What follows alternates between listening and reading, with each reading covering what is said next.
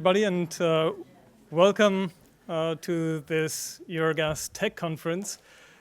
This is the fourth Eurogas Tech Conference we organized, but the first one that we organize in person, so warm welcome to all of you.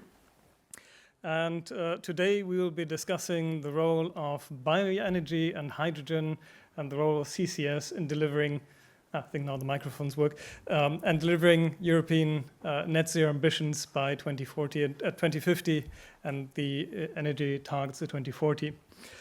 So very glad to have so many of you joining us in person, and thanks so much for the panelists and the speakers to agreeing to speak here today. Well, clearly, with this combined experience, we're looking forward to a very interesting discussion. But before we go into that, let me invite the president of Eurogas, Cristian Signoretto, for his opening speech. Cristian, please join me on.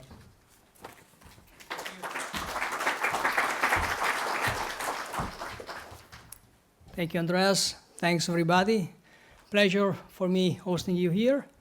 And this actually the first time we make this conference in person, and I think we are very proud to have this conference, one of our flagship conference in Eurogas, because we think technology is at the heart of the energy transition that we are, all of us are, facing as an industry and also as a human being.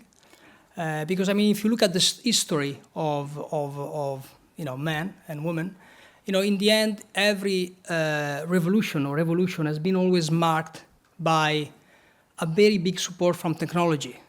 And so I think this one that we are embarking on with the energy transition will also be marked by a technology evolution and revolution. And so we are very proud of having you here today. We also think that in this challenge, it's important to keep a very straight route in which we believe that policymakers should be ambitious and should set clear targets when it comes to decarbonization. But we think that the market should be the one actually allocating the resources in order to make sure that this transition gets with a technology neutral approach, which we think will help actually the transition, not hinder it. And that's why, again, we think this conference is very important. Another point I want to make when it comes to technology is that, usually technology is also very important to make sure that the efficiency and effectiveness of the solutions gets in place at the right time and also with the right cost. Because I think we all also fear the fact that Europe should not lose competitiveness in this route, in this journey. So again, technology is still, very important in that regard. Maybe a few words on the topic of today. I think, when it comes to bioenergy and CCS and hydrogen, we feel that the having a value chain for the carbon economy is actually a necessity, is not an option.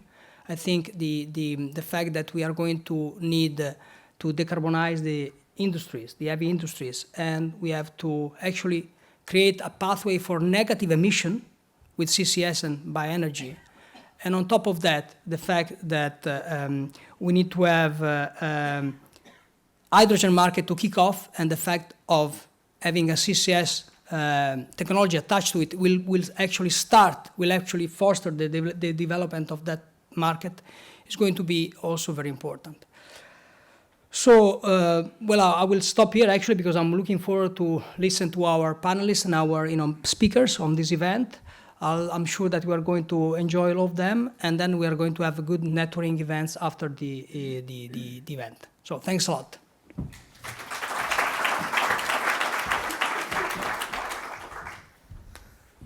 So CCS is a necessity. It's not an option, something that I think I've heard quite a few times for different gaseous technologies with regard to the energy transition. But now very much looking forward to the first keynote speech, and I'd like to invite Jeroen Schuppers on stage. He is the Senior Clean Energy Transition Expert for DG Research. Please join me on stage.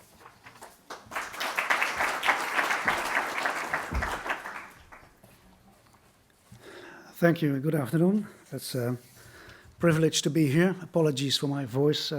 When the leaves start falling, my voice has some issues as well. Great crowd as well to see so many people interested in the topic. That is important to see the interest in this particular event.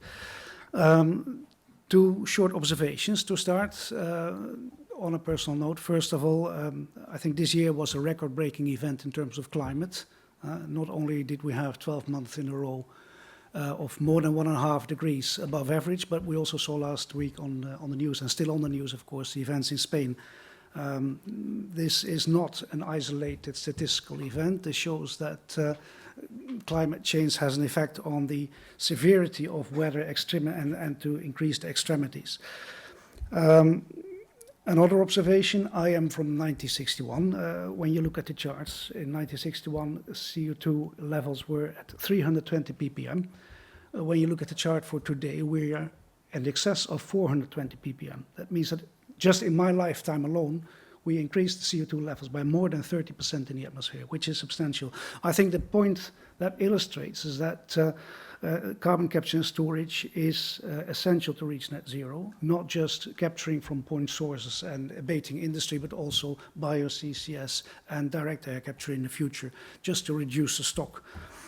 All the modeling indicates that we need to remove and store about 500 million tons of CO2 per year by 2050, and we're very far away from that. There has been a lot of progress, a lot needs to be done. We need huge investments in research, innovation, and in deployment. So let's take first a look at innovation. This is the part where I come from.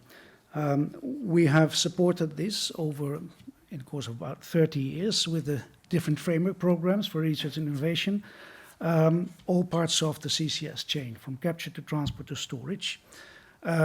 Initially with a focus on CCS in the power industry, but as renewables have accelerated, we had other decarbonization options for the power sector, and we moved our focus to the hard-to-abate industry. One of the examples you will see later on in this afternoon is the Eastern Lights projects. This is why I bring it up. It's one of the latest projects which was signed with a grant of the EU, 19 million euros. Actually, very interesting project because it's one of the first projects that will set up a CCS cluster in Eastern Europe, which is, as you know, most of the CCS is happening around the North Sea. So this is important, and it also shows the interest of the cement industry, because this is around the Holcim, Bulgaria plant, where they will plan to do the CO2 transport and storage as a complete project. We also see more interest from the cement industry. Actually, a large number of projects that we funded in the course of FP7, Horizon 2020, and Horizon Europe were in the cement industry, and they have proven to be very successful in getting grants of the Innovation Fund. Innovation Fund is sourced by the Emission Trading Scheme. It has a budget which is an order of magnitude larger than the research budget that we have. So the projects are also an order of magnitude larger, so they are in the hundreds of millions. And the last call of the Innovation Fund has seen 5 projects in the cement sector doing a full chain from capture to transport to storage, either in the North Sea or in the Mediterranean. The CO2 price has obviously helped to make CCS increasingly economically viable, but the key bottleneck will still remain, as we see today, the availability of operating CO2 storage sites. This is why this year the Net Zero Industry Act, and you will probably hear more from this later on, has set the EU objective of annual 50 million tons of CO2 injection capacity by 2030, which is roughly the equivalent of a country like Sweden. This requires the contribution from EU oil and gas industry, of course, because they will be owning the storage sites in the pore space, but it also requires action on behalf of the member states to provide not only transparency, but also do forward planning and accelerate the permitting by making those projects strategically important projects. Second important policy issue is the Industrial Carbon Management Strategy, which was issued this year as well. Which provides a strong support to this Net Zero Industry Act. Few of the points that they mention in there is that we need to transform the theoretical storage capacity into what is called bankable storage. capacity. And this is what we hear from the industry a lot as well. This is what is needed. I'll come back to that. And we have to use the CO2 more widely in manufacturing processes and increase the investment in research and innovation to drive down the costs. We will take this up in Horizon Europe straight away with the next work program for 2025, where we will do a couple of actions to support this Net Zero Industry Act and Industrial Carbon Management Strategy. First of all, we will continue to reduce the cost of capture, both from point sources and direct air capture. We will support advanced technologies for CO2 utilization. We will also support, and this is new, pre-normative research on impurities in the CO2 stream and their effect on the transport and storage infrastructure, because this will affect the infrastructure when you bring different CO2 sources together, and we see that happening in large industrial hubs as we speak today. So there is a need there for standards and certification. We will set up a knowledge-sharing platform, a new knowledge-sharing platform for larger CCS projects, because the learning that we see from there is important to accelerate the deployment, and it will also have to feed back into the research programs to show what the gaps are, learning by doing. And finally, and this is very important, we will develop an investment atlas for CO2 storage sites, so that the member states and industry can have a better view as to where the storage space is becoming available the quickest. A few words on deployment. We have the Connecting Europe facility as a major support mechanism for development of cross-border infrastructure. Over the years, the CEF has supported CCS project with almost 700 million euros in CCS projects.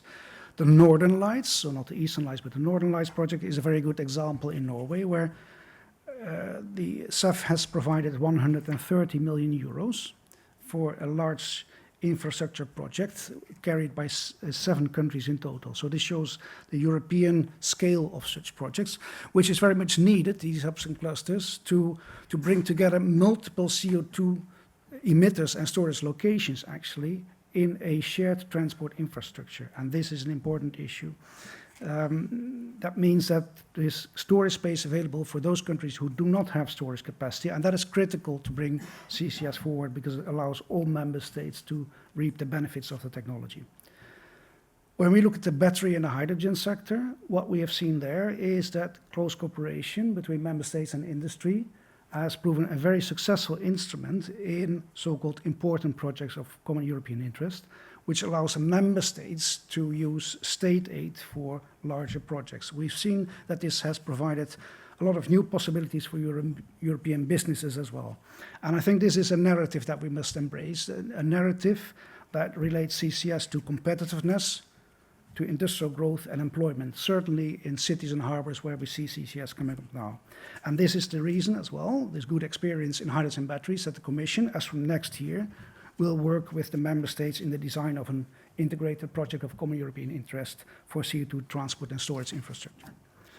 In conclusion, I think it's clear that without CCS, it will be extremely difficult to deliver on the targets, and I think this is why everyone here is around the table to discuss this. We have the technology, largely, but what we do not have is time, of course. We do not have time to waste between now and 2050. There's work to be done, and we must deploy cost reduction. A large share of cost reduction in CCS will actually come from the learning that you do in the deployment. The good news is that CCS is higher on the political agenda than ever before.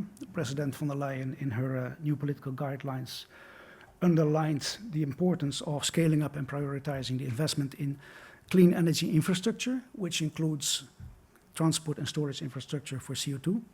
And the Draghi report also underlined the Draghi report on competitiveness underlined the need that we should promote CCUS technologies to accelerate the green transition. So we need to continue to make the case that CCS is actually value for money.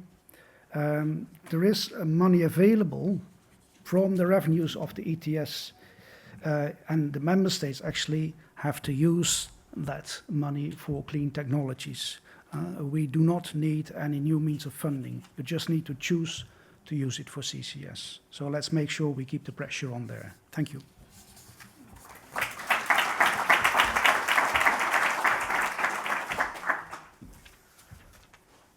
Thank you very much, Jeroen. And you might have seen that we have a slight change in the agenda, and Ms. Penke will be joining us a little bit later.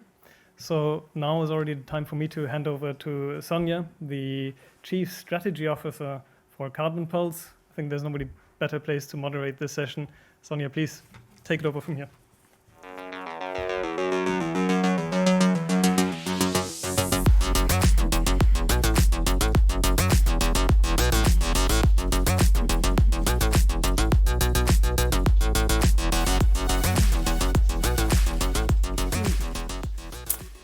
Hello and good afternoon, everyone. It's a pleasure to be here.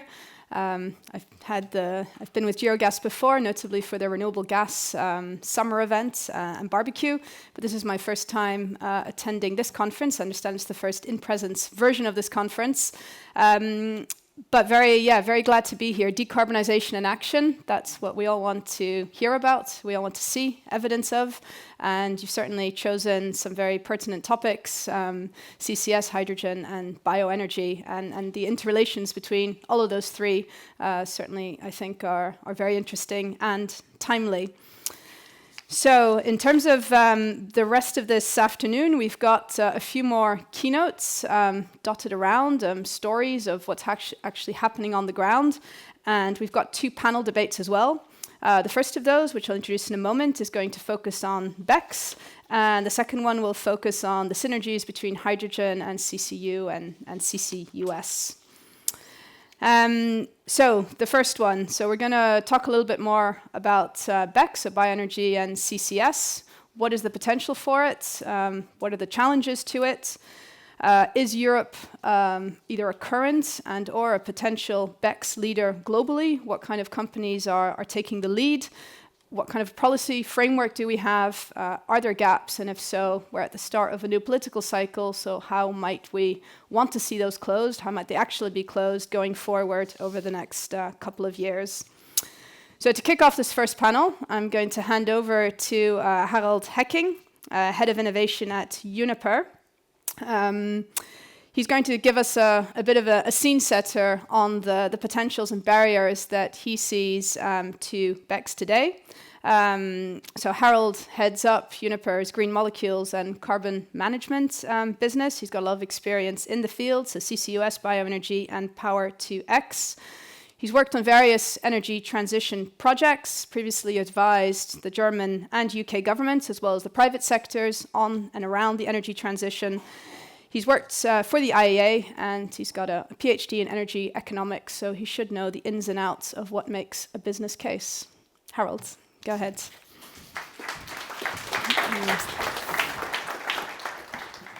Yeah, thank you, and good afternoon, everyone. First of all, big thanks to Eurogas for having us here and giving us the opportunity to share our perspectives on the BECCS topic. And today my talk or my intro will be on the potentials, but also of the barriers of the BECCS market.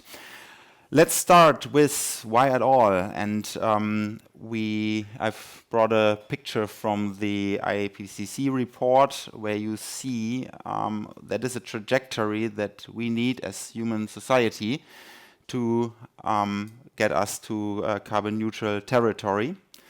And you see that beside the CO2, you also have other GHG, or other greenhouse gases. And to become carbon neutral, you will have a lot of emissions that you cannot abate so easily. So IPCC basically says that by the middle of the century, you need latest the negative emissions, and then reaching multi-billion scale later that century. When you now look where we have been, so this chart is from 2020. When you now look 2022, and when you imagine where we are in 2024, that basically shows that we have not gotten to the trajectory, the blue line that we were looking for. So that means that we will need negative emissions earlier and also much more in volume. Hence, we have BECCS as one of the key solutions to do that. if we look here and make the picture and the zoom in for Europe, we see, okay, from our 4,500 million tons, we have several actions in all the sectors, right? Like the electricity sector, the transport sector, the heavy industry, and so on. And there are a lot of measures already in place that shall bring us to, shall abate the emissions. But there will be a remaining gap to achieve the climate goals of roughly 600 million tons, where there's a clear need for these negative emissions. And 600 million tons is a substantial amount of projects, is a substantial amount of capital that needs to be spent, of infrastructure that you need to have, of storage options that you need to have. And this is just in Europe. And this means by 2050. And if we lack in the other targets and the achievement, then even the market for negative emissions can become even bigger. And so this is a challenge, but this is also a chance, an opportunity for Europe to be a technology frontrunner here and to contribute to the multi-billion scale need that we have on a global sphere. Now, today we are starting this carbon removal market, but this is purely driven by the so-called voluntary market. And what we are all familiar with is the classical offsetting. And very important, BECCS has nothing to do with offsetting. So offsetting basically says, okay, I emit a ton of CO2, and then I engage paying someone elsewhere some money, make a renewables project somewhere else in the world, and then I get an offset certificate and I can use it. This is good because it fosters CO2 avoidance, but it is not sufficient to achieve carbon neutrality. And for this, the concept of carbon dioxide removals, or CDRs, comes into play. And what does it basically say? It says, okay, for a ton of emitted CO2, I try to physically remove a ton of CO2 from the atmosphere, and that in sum brings us to net zero.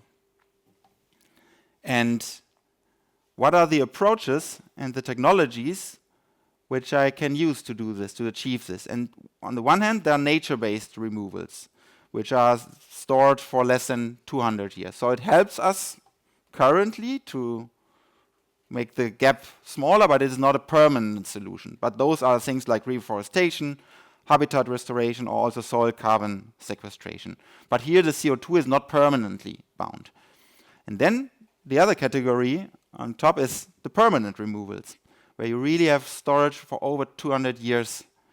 And those are things like enhanced weathering or carbon negative concrete, the very famous direct air capture and storage, so the DACs, or the BECCS, where you try to carbonize, for example, biomasses, and thereby physically store the carbon molecule, not as a carbon dioxide molecule, but as a solid carbon. And then our topic today, and one of the most potential rich technologies, is the BECCS, the bioenergy with carbon capture and storage. And now I would like to go into the process of the BECCS. And we start with the left side. So we have a very nice air capture, a biogenic air capture that nature has given us, which is photosynthesis. So plants, they store a lot of carbon, where our carbon emissions each year are just very minor parts. So what the biosphere really does in terms of carbon capture is already a huge thing. So let's use this. The plants, they store the CO2, and let's now use this to help our problem of anthropogenic CO2 emissions. So this is number one. So cultivation and growth of biomass. You absorb the CO2 from the biomass already. Then second step is you have to process the biomass into something what you can work with, which you can burn or process in a conversion step. But this means transporting, it means processing, pelletizing biomass, it means transporting to the facility. So this has a CO2 footprint to bring the biomass to where you need it. The third step is a biomass conversion. And when you think about BECCS, most of the time people think about burning biomass in a power plant. This is one option, but you can also burn the biomass for heat generation. You can convert the biomass in the refinery process. You can gasify the biomasses. You can make biogenic hydrogen out of it. You can also, when you process biomethane, when you make biomethane, you will have CO2 in the raw biogas. So you have a lot of conversion steps where in the end you will get so-called biogenic CO2. And if you store this biogenic CO2, then you actually achieve a carbon removal, because you do not only get the CO2 out of the atmosphere, you also store it and make it therefore carbon negative. If the steps 2 and 3 do not step too much on your CO2 footprint. So if those get too big and you do not do it properly, then you will vanish the advantage that you get in step number 4. So to sum up, BECCS is a proven value chain with technologies available already today, but it's also very CapEx intensive. The storage, the capture assets, the logistics, the transport infrastructure, and so on. CapEx intensive business means you need bankability. And one aspect that pays into bankability is credibility. You need to make sure, you are here in Brussels, I mean, you know all the discussions on how clean biomass usage is and is it not, or is it? But I think sustainable sourcing of biomass is key. And also, in the end, credible certification bodies. It's not meant to cut down the Canadian forest and do then BCCS on it. But if you use the growth, the leftovers in the forest, that is already a big potential to use. And this is ultimately needed because all the BECCS requires a sufficient public and societal acceptance. So, Uniper. What are we doing on the BECCS topic? So Uniper has already piloted carbon capture 10 years ago. We have operated a 25,000 tons per annum plant with a quite challenging flue gas, which was attached to a coal power plant with all the stuff that you have in it, ashes and so on. And we operated it very reliably. And for 4 years, we have gained a lot of operational expertise. And now this is a mothballed plant that stands in Wilhelmshaven. And we are currently setting up a consortium to pilot the value chain based on this pilot, which is one advantage. You don't have to wait 5 years for product development, but we can relocate it and maybe in one year or 18 months, you have then something where you can test the value chain, test the processes, test the certification, and so on. Because it's not only about capturing, it is about the transport, and in the absence of a grid infrastructure, you need to liquefy it, you need to do the logistics, and then you need to store or utilize it, and also get access then to storage capacity or find someone who utilizes it. And in order to pilot this, we aim to reuse this mothballed pilot to simply be quick to make the first steps. So what is now needed to enable a bankable investment? 2 minutes? 1 minute, okay. So a bundle of things. We need clarity for the future business models in CDR, such as, for example, the inclusion of CDRs in the EU ETS. CDRs at the moment will not be, as what all studies say, will not be competitive with the EU ETS prices, so there needs to be a bridging time to overcome the cost gap that we see to bring the technology forward. We will, and that is glad to hear what's going on already on EU level, but there will be a EU-wide planning of the critical infrastructure for CO2 storage and transport. And with that coming an adoption of clean rules for access to this infrastructure. Yeah, that as a project developer, you can really focus on your project and you are sure you get access to this infrastructure. And then there needs to be a clear definition of CO2 quality standards, like impurities from different sources, what you also mentioned, right? This is very important for clarity. And then there needs to be a clear and stable framework for the biomass sustainability criteria. Yeah? For example, the RED 3 criteria is already quite a benchmark. Let's not change it every year and put a lot of risk on all these projects, because reliability of regulation is very key. That's what the banks all ask us when it comes to discuss bankability. And then ultimately a close cooperation with non-EU countries, because Norway and the UK, they are one of the front runners in our nearby geographies in the CCS. And I leave it with that. Thank you very much.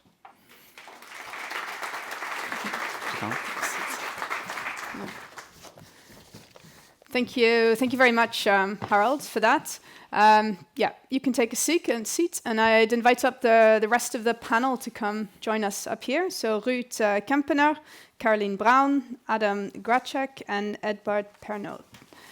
If you'd like to take a seat, and I'll introduce each of you.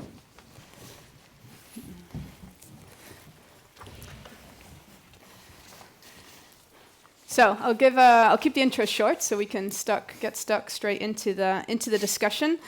It's next to me, Edvard Pernod. He heads up the Zero Emissions Platform, which is I guess brings together the industrial carbon management community here in Brussels, and is looking to also promote a CO2 value chain in Europe as part of that.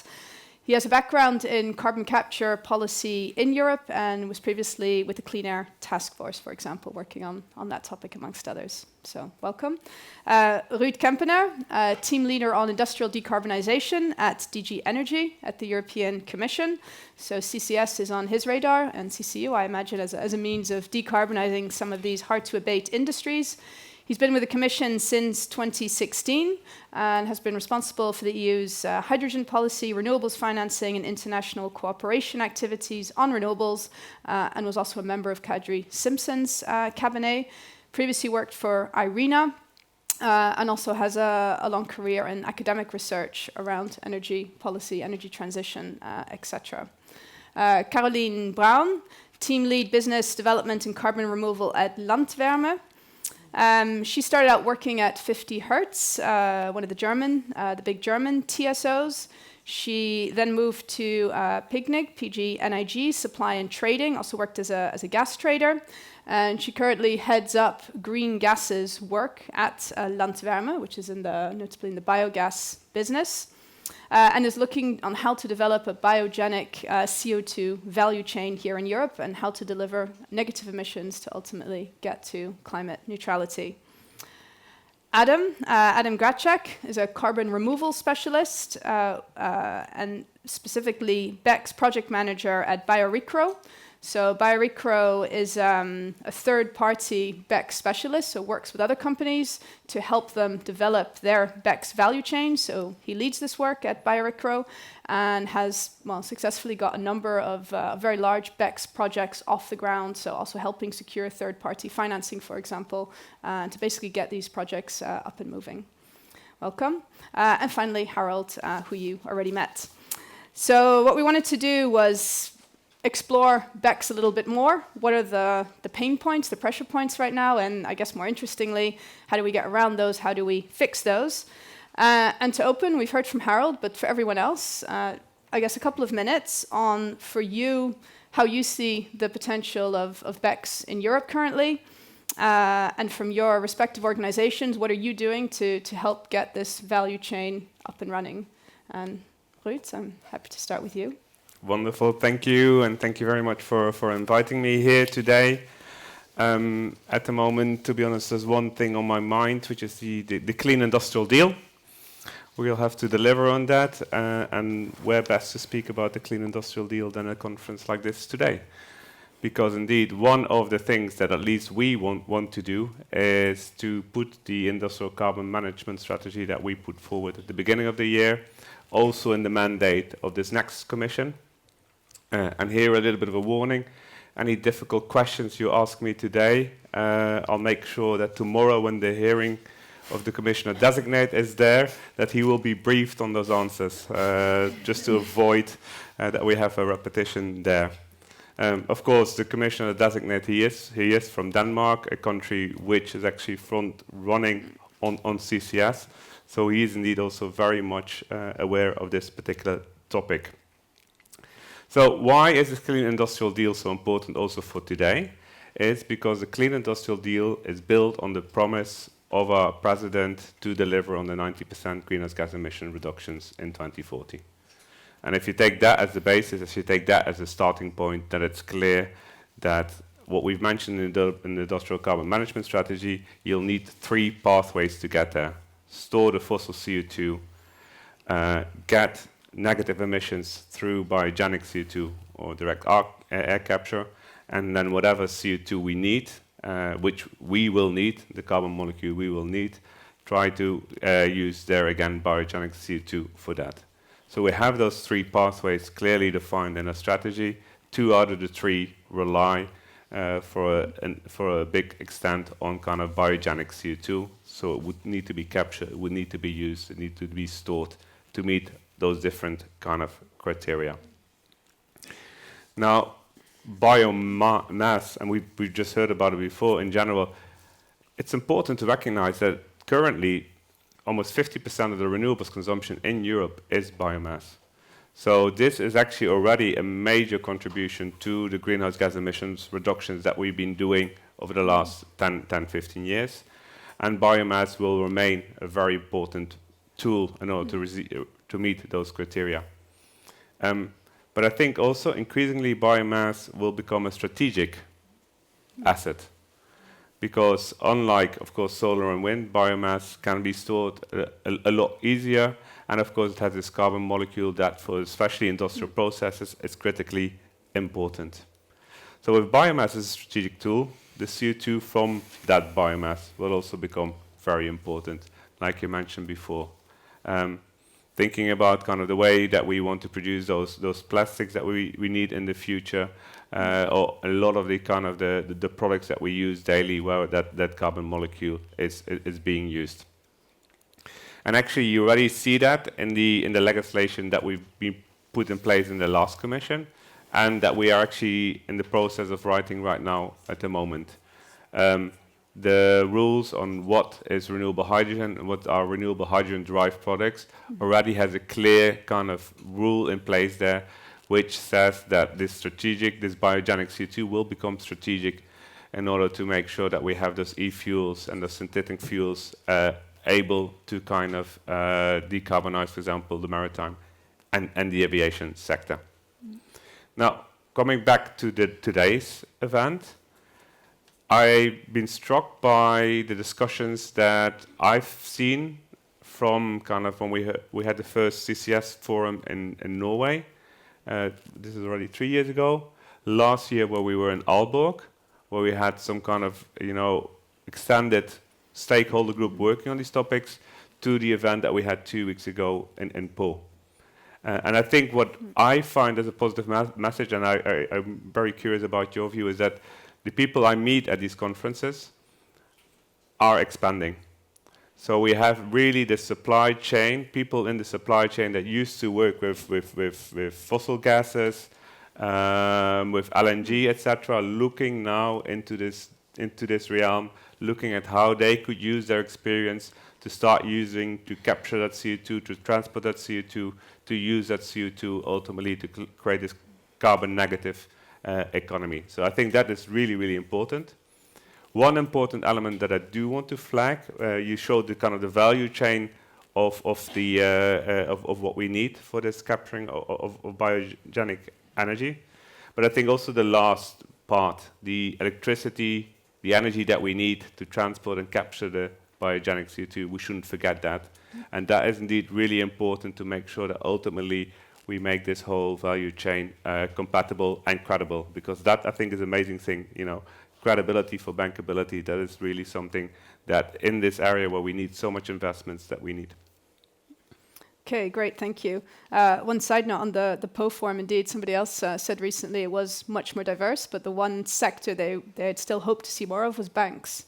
not yet enough banks for ultimately the bankable projects. Caroline. Thank you very much. First of all, thank you, Eurogas, for having me here. It's a pleasure to represent Landwärme today. I think the company is probably known to many in the room, so I'm keeping the introduction short. We are a biomethane trader, and with that we have access to biogas upgrading plants, which means we can realize negative emissions from biogenic CO2 at these plants. How this works is that in biogas upgrading, especially compared to combustion processes, we have very, very clean CO2 off-gas streams. They can reach purities of 95% and above, depending on the technology, which means we don't actually have to do so much capturing per se. What we need to do is we need to make sure the CO2 becomes transportable, and that at the moment means liquefying it, because CO2 transport at the moment in Europe usually doesn't happen via pipeline, it happens via truck. And then for BECCS, so for the storage, we need to store it somewhere. And we heard that there are no big storage projects available. We're still doing it. For us, it looks like this. So we're working with a company called Neustadt that mineralizes our CO2 from our existing plants right now in concrete aggregate. It's also a form of permanent CCU, depending on who you ask. But the point is our CO2 from some plants already stays bound and doesn't re-enter the atmosphere. And looking at BECCS and BECCS potentials, I think a BECCS potential that is often overlooked in the discussion, because we are very much in our energy world or in our CDR world, is the potential that BECCS has to drive us to net zero on several pathways at once. So what we can do with BECCS is, of course, we can become increasingly more renewable. We can help with security of supply, stabilizing the energy markets, and then at the same time we can support CDR and create negative emissions. And I think that's very important to look at when we look at targets. So, for example, if we take the REPower EU target of 35 BCM biomethane, that means potential for 50 million tons of negative emissions or of carbon capture at these plants. And I personally am very well trained at the moment in putting big numbers on PowerPoints. But we all know that there is quite a way to go from this big number on a PowerPoint, 50 million tons of negative emissions, to actual projects. So I'm not claiming this will happen in an instant if we realize 35 BCM of biomethane. That will very much depend on the local context of these plants. For example, CCU will definitely also be an option for many of these plants. By the way, something we are also already doing right now, replacing CO2 that is already a market with our biogenic CO2. And then also it depends on the framework that is set for these plants to actually be able to realize their CDR potential. And that's where the EU comes in, where the EU has the potential to, with the industrial carbon management framework and the regulations that are being developed, really take a competitive position in an emerging market. So looking at CDR, there are studies out there that claim it's going to be $1 trillion industry, and Europe can actually have a good chunk of that. And BECCS especially is going to be an important pillar in that, because it's already available, it has the potential for big volumes of carbon capture, and it integrates into the CCS infrastructure and plants that we need anyways. So that all sounds like a positive outlook. Possibly you will notice over the course of this panel that I'm also good at pointing out challenges, and there are quite a few. First of all, what we definitely need is technological openness, both when it comes to energy supply, we've heard that today before, also when it comes to carbon sources, but then also storage options, for example, this compared to classic CCS. We need to make sure that frameworks that we develop are actually aligned between member states, because we're talking about international value chains here. We're talking about moving a gas, but then also moving certificates, and have to consider how and where these are accounted for and make sure that is actually waterproof. And then we need to make sure, I think, we communicate and very early on engage in this potential of BECCS to develop on several fronts at once. So energy, security of supply, CDR. Make sure also in building the legislation, these are actually thought together and not in isolated strategies. Yeah. Okay, thank you. Great, thank you. Thank you very much. Adam. Yeah, please. Is the microphone okay? Okay. My name is Adam Graychek. I'm a project manager at BioEnergy. As a company, we're focused on scaling carbon removal with BECCS.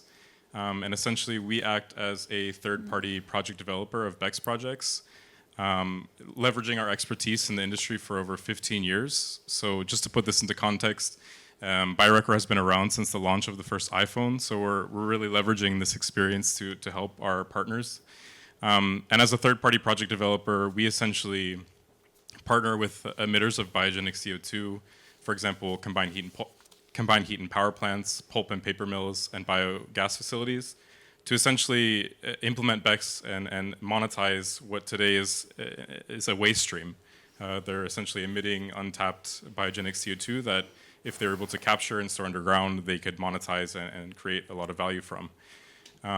Right now, we're working on 20 projects, working to develop 20 projects, and with a combined removal capacity of over 7 million tons upon operation, so quite an exciting space to be in right now.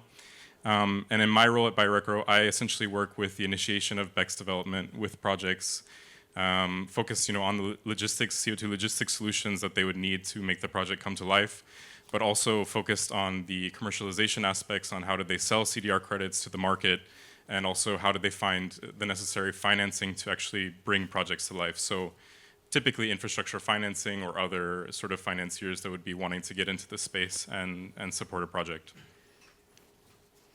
Okay, Yep. Great. Yep, we can come to more specific examples in a moment. That's perfect. Thank you. Edward. Thank you very much. Oh God, this is loud. Good afternoon, everyone. So BECCS, yeah, there's a lot of problems. I think I'm going to try and summarize them into three big things where I see them and kind of what we're actually doing as well as maybe what the Commission and more importantly member states, I think, actually should be doing. The first is scaling up storage, right? So when I think about scaling up BECCS, we should start thinking about working backwards, or BECCSwards, if anyone wants a cheap pun. Really focusing on storage, right?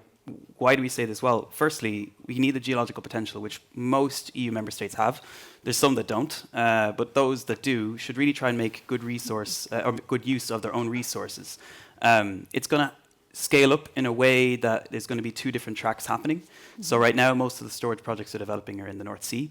There's good reason for that. The governments have been pretty active in trying to scale up CCS, but also the very well characterized areas that we've mapped them super well. Why? Because, well, we were looking for oil and gas, for the last 50, 60 years. And now actually turns out a lot of those places are really good to store CO2.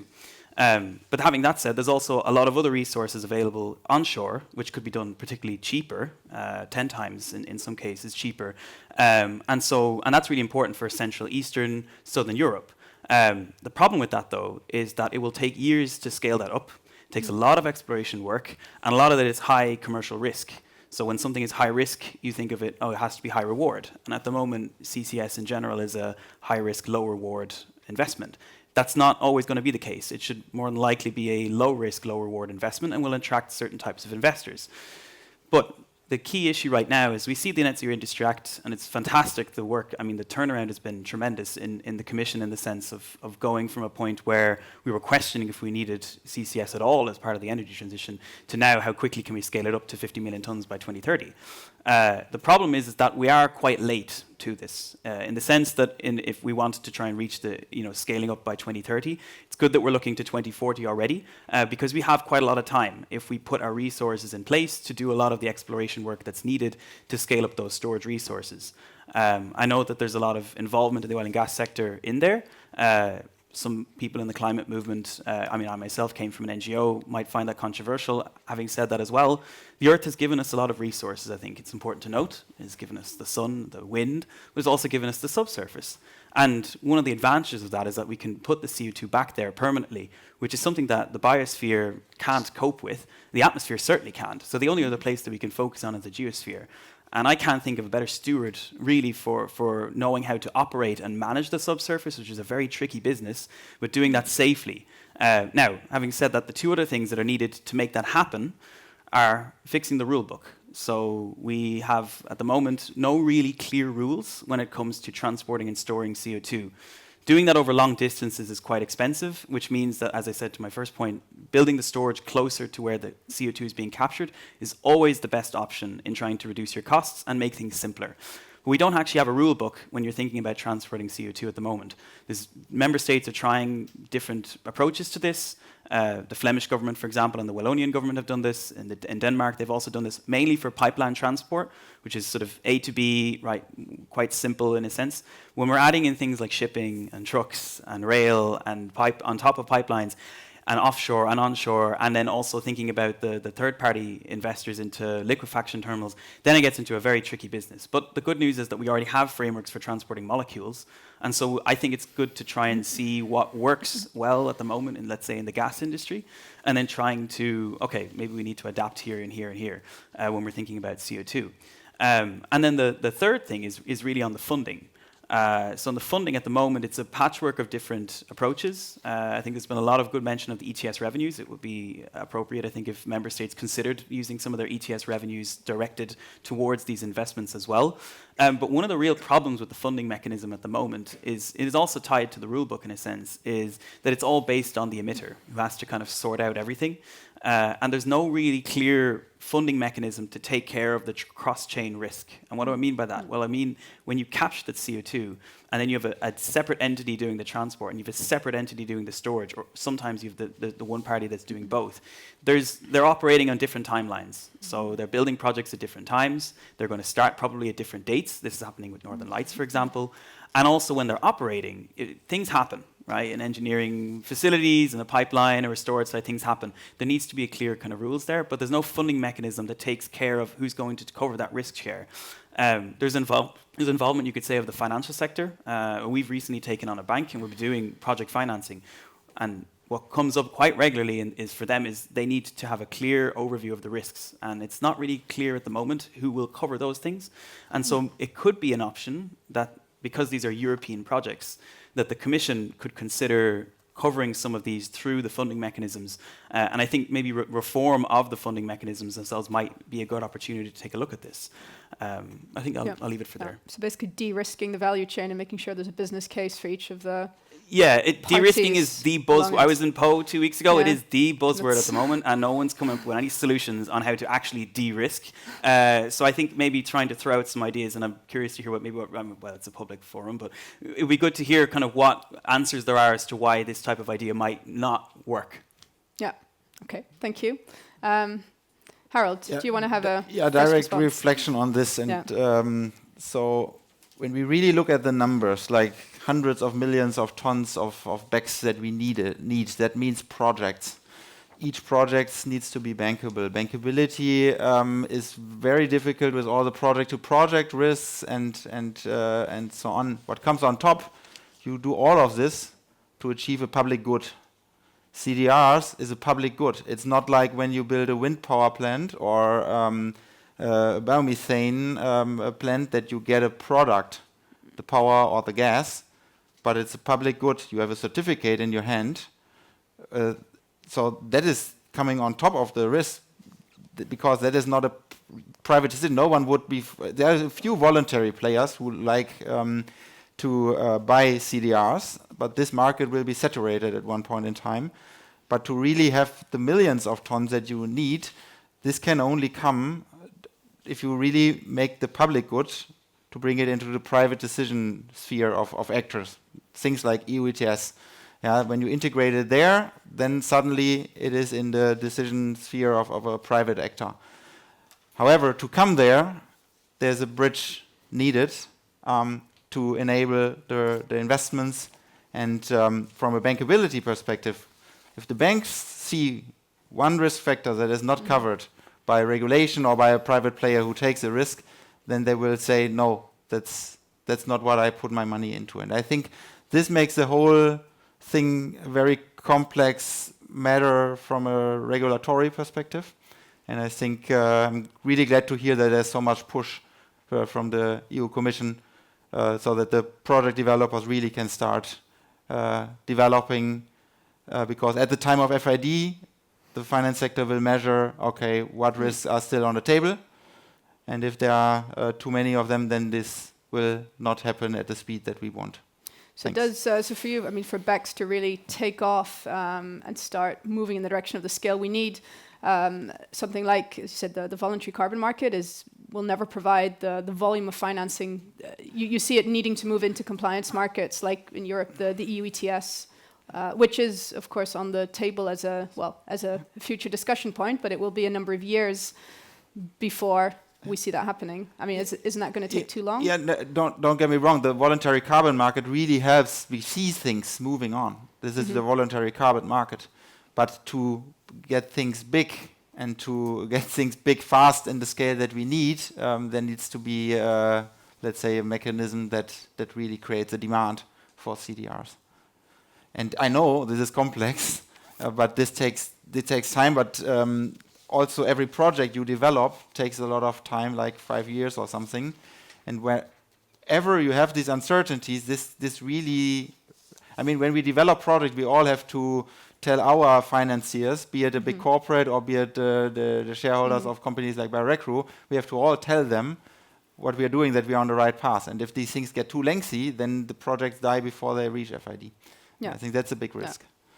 Comment from anyone else on the maybe financing strategy and or how we get this scale up, because maybe also in the interim period and ultimately, I mean, a link or an integration into the ETS is certainly on the agenda, but yeah, some way away. Yeah, Caroline. I mean, personally, I can only mirror what Harald had said. I think in the CDR space in general, there's a lot of discussion around sort of R&D funding and sort of pilot project funding, which is important. What we see in the biomethane CDR space is that what we really need is a sort of long-term outlook for projects to develop. So we need to make sure that this project doesn't just receive sort of pilot project phase grants, and then we will see what we do after 2028. But we need a sort of a stable system that we can be sure the project can, be in for it to be bankable. And that is, I think, in terms of financing, our biggest need, sort of long-term security. Yeah. Adam, I would just say, with our work at BioEnergy, we've developed, many relationships with investors across the investment landscape that are looking to essentially get involved with BECCS investment.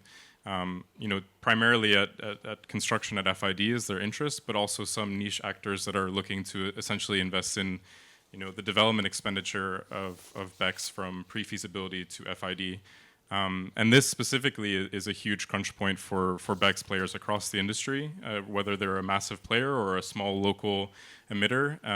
It's a really a struggle to get the project off the ground and really financing the initial stages of development. And that's something we're very focused on. On the buyer side, we're really trying to also develop relationships with customers for procurement of carbon credits on the voluntary carbon market. So, for example, right now we're in ongoing negotiations with a Nordic strategic buyer.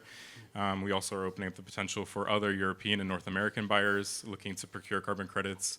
And that really is what makes the project kind of come off the ground. If they're able to show that they have procurements in hand, it makes it much more investable from an investor's perspective on getting involved in the project.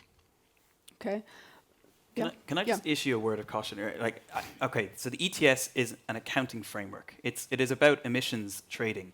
I think sometimes the CCS community shoehorns itself unwillingly into a point where we just view the ETS as the one sole mechanism by which carbon capture and storage projects, or BECCS projects in this case, can be financed, right? There is no CCS project that has ever been financed from the ETS alone. And we've had linkage since, 2009? We've had one FID in Europe, or the EU, I should say, full chain, which is Portos, and that based on a guaranteed strike price, right? So investors, I'm not an investor, so I'm speaking from behalf of them, but they look for certainty. When you give me a strike price, no one in this room can tell me today what exactly the ETS price will be 5 years from now, and will it stay at that price for 15 years? So in that case, no investor is going to invest in that. They want that certainty. Now, we hope that we'll have higher carbon prices, and it all depends on supply and demand, of course. And I think the argument where allowing removals into the emissions trading system makes sense purely from a liquidity, and will we not have enough, and the cap goes to 0 to 2039, and in the years preceding that we'll have a lot of volatility in the market, and we need to, add something to it, and it's better to add removals than emissions to that. That's fine, but that's a separate discussion. What I'm worried about more is when you hear from BECCS project developers or companies that want to do these projects, and you have a lot of, CO2 that's biogenic CO2 that's in essence ready to be captured. I mean, it's BECCS, but there's also bio-CCS, the more broader term, where you have fermentation, and you have basically a pure stream of CO2 that's biogenic. But because of the EU renewable energy rules, we count that as zero emissions, and so you could capture that CO2 for 20 euros a ton or less in many cases, and it's pure CO2. And there's no, how do you make a business case out of that? I think that's a nicer way to kind of approach the problem, rather than sort of, well, if we figure out in 3 years how to allow removals into the ETS, and then maybe 10 years after that, some company could take FID. I think, I agree with you that having a long-term outlook is really important. But I think what is kind of more worrying is actually how do you get the first FID and the second one and the third one? And I don't think that the ETS is going to be the solution to that. Yeah, fully agree. I think ETS is in the end the end game. This is a perspective that we need to have in mind, because I think it's unrealistic to rely until eternity on some funding mechanism. Even like in Germany, we had the Renewables Act. This is now going more and more into market, because at one point in time there needs to be this perspective that there is a market. I agree that at the moment, if the ETS was sufficient, then it would have triggered much more investment. But at the moment, there's a bridge. There's a bridge we need to create. Don't ask me for how long this needs to be, but the bridge must be so solid that banks put money into that. Yeah. Ruud, can you come back on this discussion? I guess I love this discussion. Keep on going, because I'm making notes, because ultimately we have to indeed come up, with ideas and proposals on this. So I'm not going to put my foot into it. I'll let them discuss, but just add some other questions to it, because I think what you mentioned was very interesting. That you said that the capture of biogenic CO2 is a public good. And I guess you would need to have that to answer your question. How much at the back end do we need in terms of storage as public good? On the other hand, I also understand that maybe we should, in the beginning, look more at this voluntary market first. Because if I look, for example, from another area where I've been looking at, for example, hydrogen, etc., there the ability to offtake is not only a competitive one, but it is also something whereby kind of big companies are looking into the future. They want to have those carbon, that hydrogen in that particular case, but now carbon credit removals to be credible onto the market. And especially if you look, for example, at what the European consumer ultimately is looking at, especially for a lot of the industrial products, they are looking for green products. So my question, in how far could those voluntary markets already help in this initial stage? Not a lot. Sorry, I'm not trying to be super negative. I will come up with solutions as well. But like the voluntary market, in a way, is just Microsoft, right? It's like 90% of the market of all tons that have been bought by this one company. So like everyone in the industry is sort of looking at, please Microsoft, buy my tons. And in essence, okay, one of the projects that took FID, the Kalundborg hub in Denmark, there's controversy because the government is financing or subsidizing the tons, and then Microsoft is also subsidizing it, so they're getting money from both sides, and then ultimately erupts, and who on whose balance sheet do those tons get accounted to? There's no clear rules on that. Look, the voluntary market, or voluntary markets in a way, is coming to an end. I mean, it's an unregulated marketplace. It's the Wild West, and that's what the Commission has done very well in actually developing the CRCF. I think you're on to the right track with looking at the products. And we'll hear later from the cement companies and cement industry, they have biogenic CO2 that they capture as a make flue gas. You have methane plants. You have also, for example, heat and power plants they could produce that heat and power at very low emissions, and they could sell that at a premium. They should sell that at a premium. And who should buy that? Well, if it's a public good, then maybe the government. I would just say, I think from a policy perspective, this long-term outlook on regulations it should be the goal, actually. I will say in the beginning stages, all of the actors in the carbon removal space are relying on the VCM right now. And, as a meeting in Brussels, I think it's really important to really state that, there should be strong policy incentives that support these systems. If you look, for example, at 45Q tax credits in the US, I mean, this is not the United States, claiming a carbon credit on behalf of an emitter. It's essentially a tax abatement of $85 for every ton that they're storing. So it supports the project, it makes the project more bankable, and at the same time, they're able to also sell credits to, for example, the voluntary carbon market by producing BECCS. So I agree. I think the VCM is something that it's more of a short-term, ladder to get to the overall goal, which would be governments supporting these systems and really trying to push them forward. And I think that's a really important conversation to be having in this room. I want to take some questions from the floor. I'm conscious, you touched on the CRCF certification as something that we should probably touch on too, in terms of providing security, building up the demand side. But are there other questions? Yes, I see one. We can take a couple in a go. So there's a second. Is there a third, or just those two? Thank you very much. Andrei Belly, I'm an independent consultant, and one of the topics that I'm dealing with is bioenergy. And it's extremely interesting to have heard all Just hold the microphone slightly closer. Yeah, sorry. So Andrei Belly, independent consultant. So I have the following question. We have about 1 million tons of CO2 that are stored somewhere, and 2 million that are captured somewhere. And the numbers that all of you are referring are somewhere in the skies, between 50 million to 600 million. Do I understand right that there is no economic rationale in doing it? And if there is an economic rationale, what is actually an estimated CO2 price? Because you said we're avoiding the question, it's not about it. But that's actually the primary question that any financier will ask. What is the benchmark? What is the benchmark you expect to scale up from 2 million captured and 1 million stored into the skies somewhere? I stop here. Thank you very much. Thank you. And let's take the other one there at the back as well. Thanks, I'm Megan Richards. Sorry, I had no voice either. Just a question about public acceptance. Here you're probably speaking to a captured crowd. Everyone is pro carbon capture and storage, but there are people, believe it or not, in Europe who are opposed even to windmills.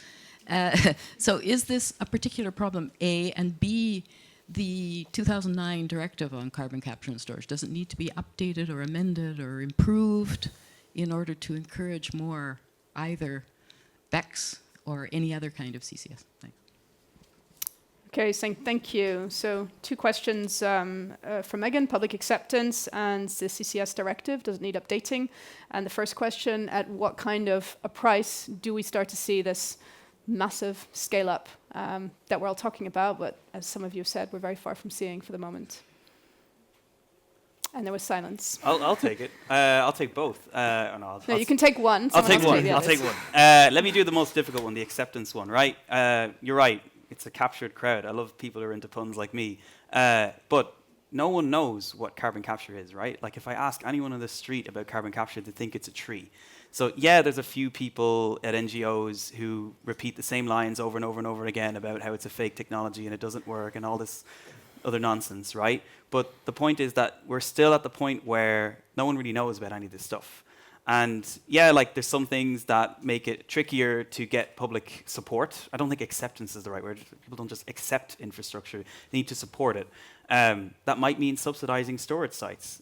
One of the issues is where you have capture and storage that are not in the same place. All the workers, by and large, are working at the cement plant 200 kilometers away, but the CO2, which is essentially the waste coming from there, is being stored in my neighborhood.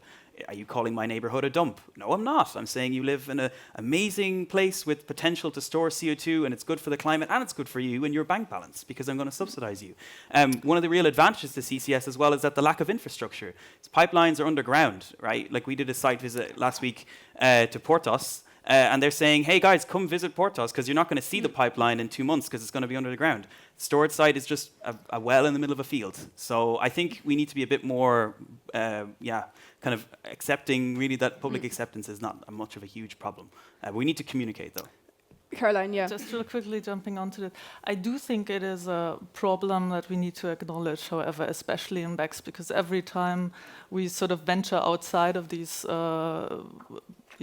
gatherings where people really like CCS or bioenergy, I am addressed either on the topic of biomass or on the topic of CCS, and we're talking about combining both. And we have excellent answers to a lot of these questions. I think I just do think we need to be conscious of those issues and of how to address them.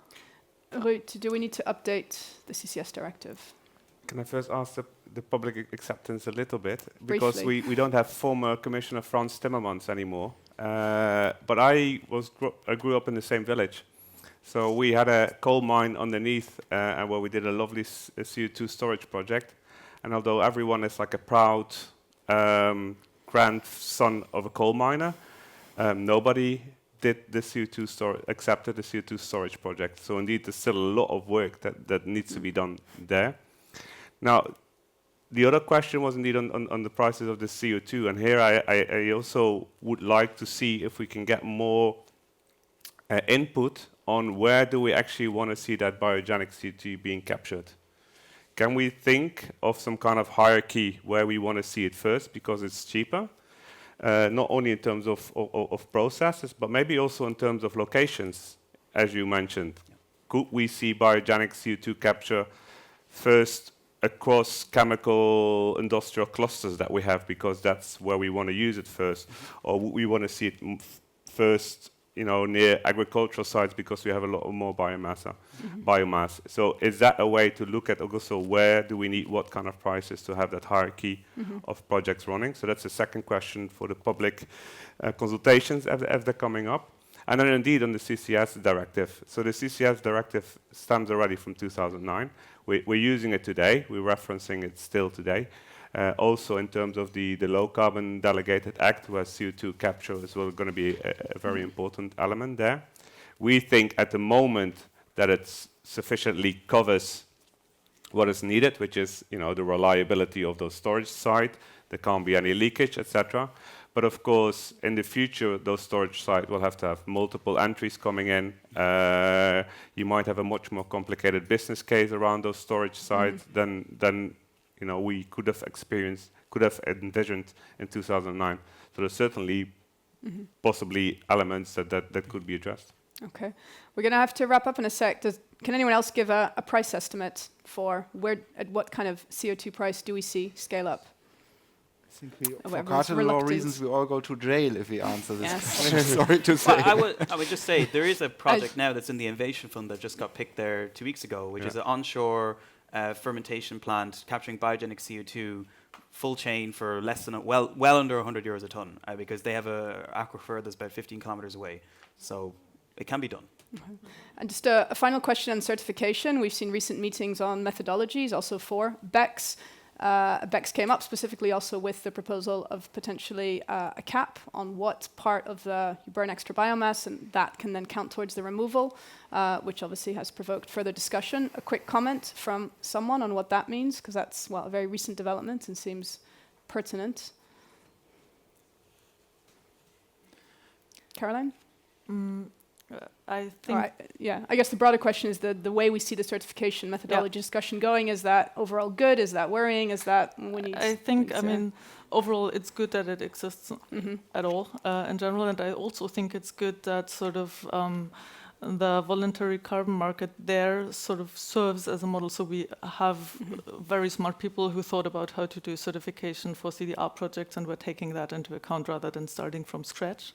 That is very good. What I would like to see is, I think, more involvement from the energy side of BECCS, because there we also have existing regulations and we have very smart people who think about these things a lot, and I think that could be integrated much more when it comes to bio-CCS.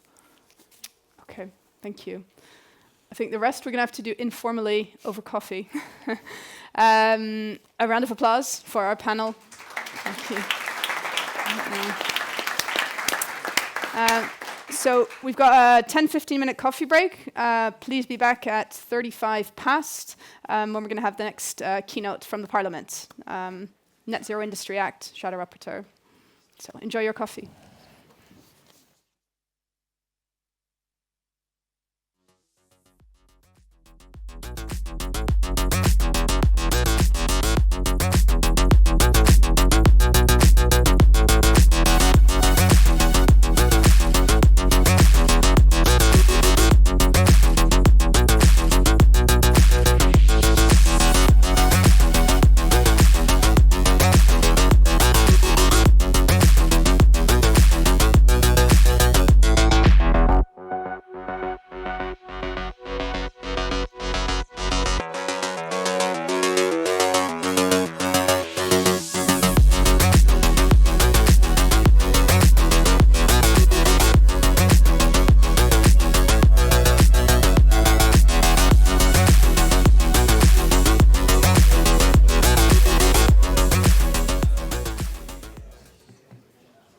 Hello, welcome back everyone.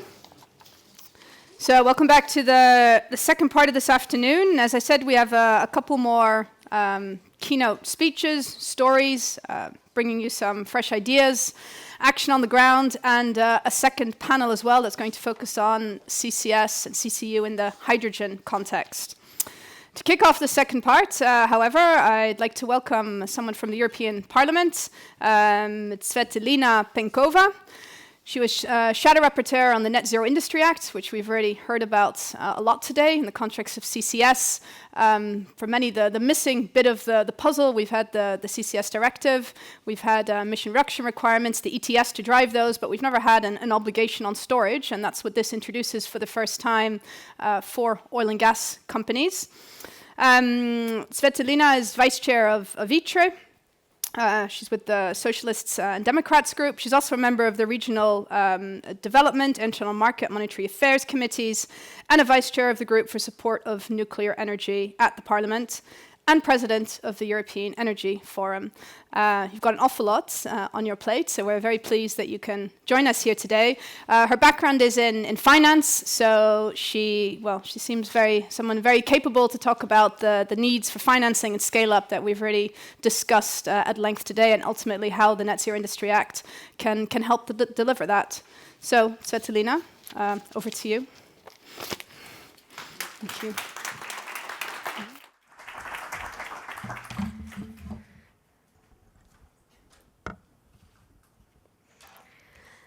Good afternoon, everyone.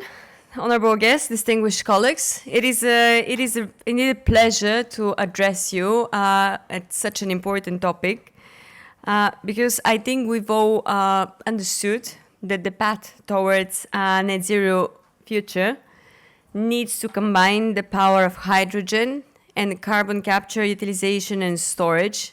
That's the only way if we want to speak about true, efficient and proper decarbonization of Europe.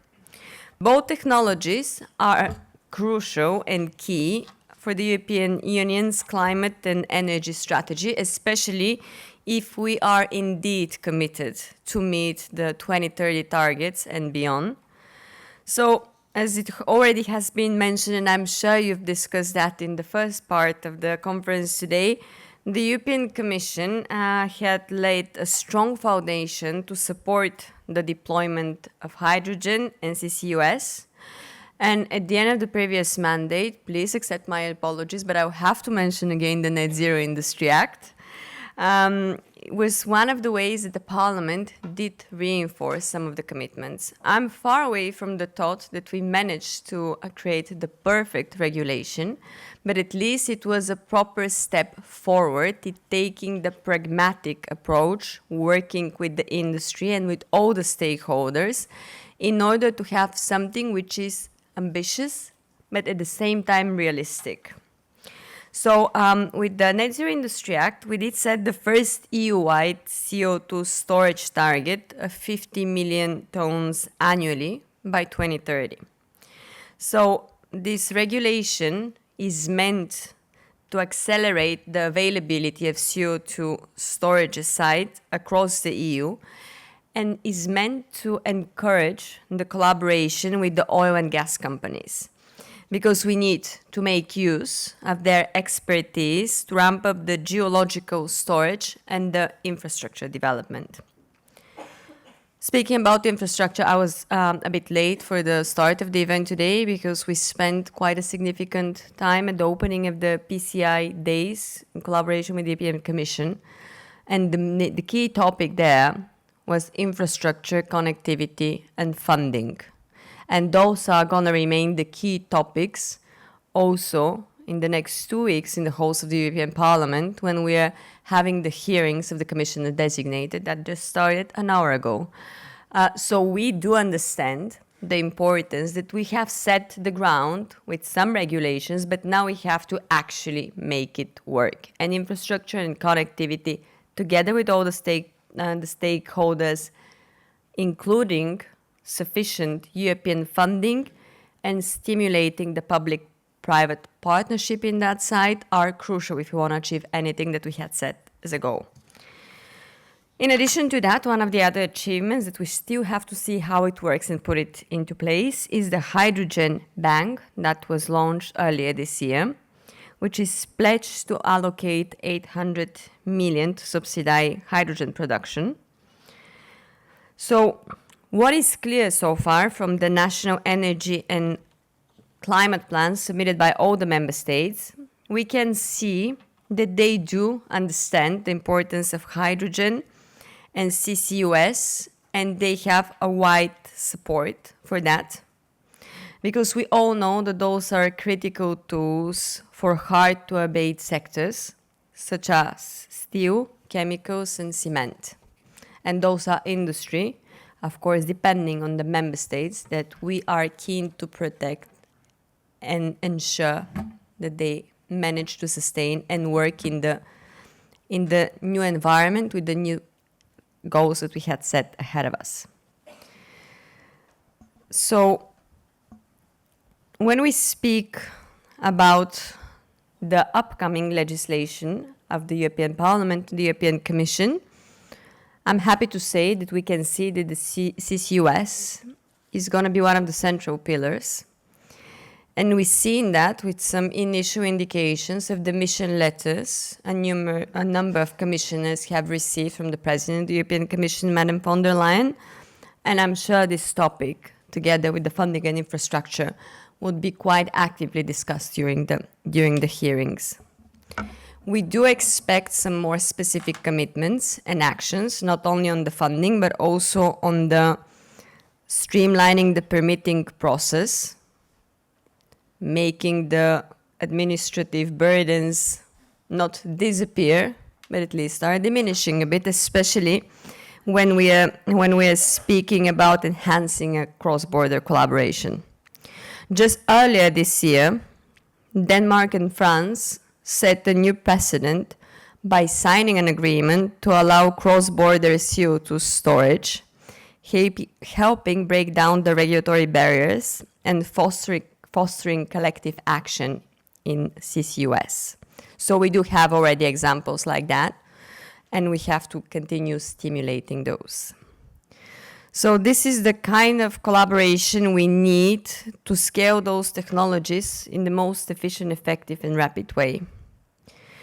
And I've always said that we need to rely on all the available technologies, and we have to strongly emphasize the technology neutral principle in all the regulations we put ahead of us, especially when we're speaking about industry, the clean industrial deal, and the energy sector.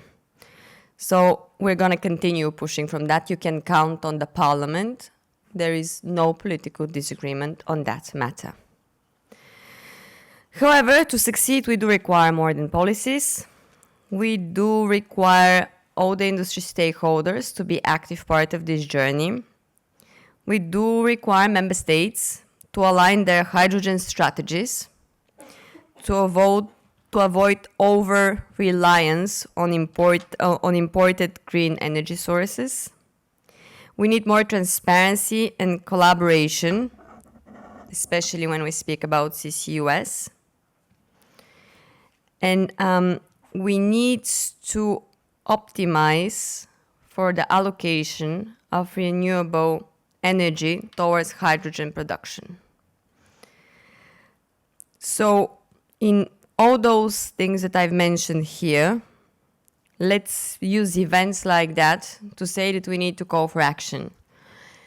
The picture in the European Parliament, the composition of the European Parliament is rather different than the previous mandate. We want to stick to what we've achieved so far, but the approach this time is going to be a bit more pragmatic, realistic, and with the active role of the all stakeholders that are part of the process and that are at the receiving end of the regulations we put in place. And this is a clear message that I hope echoes in this room, and I'm really hoping for a productive collaboration as it has been so far, because if we are here to build a resilient industry and energy within the EU to ensure that we have a competitive European Union, we all have to be looking at the same direction. So let's call for action, and thank you for your attention.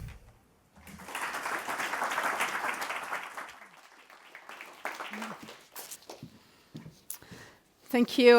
Thank you very much for that, and for ending on a note of collaboration and action.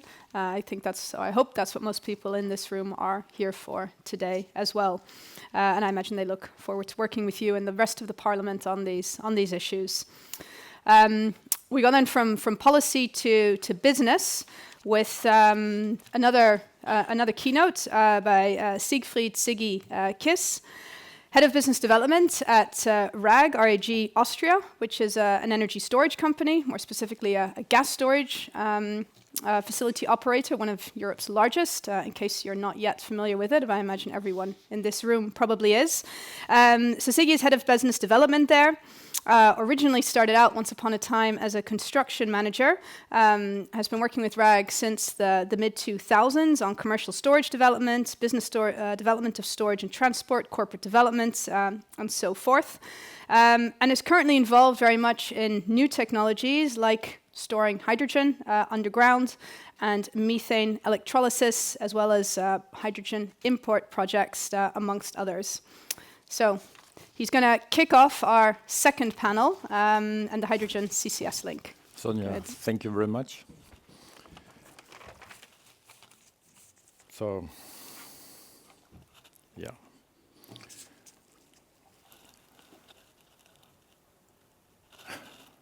Very nice to be here.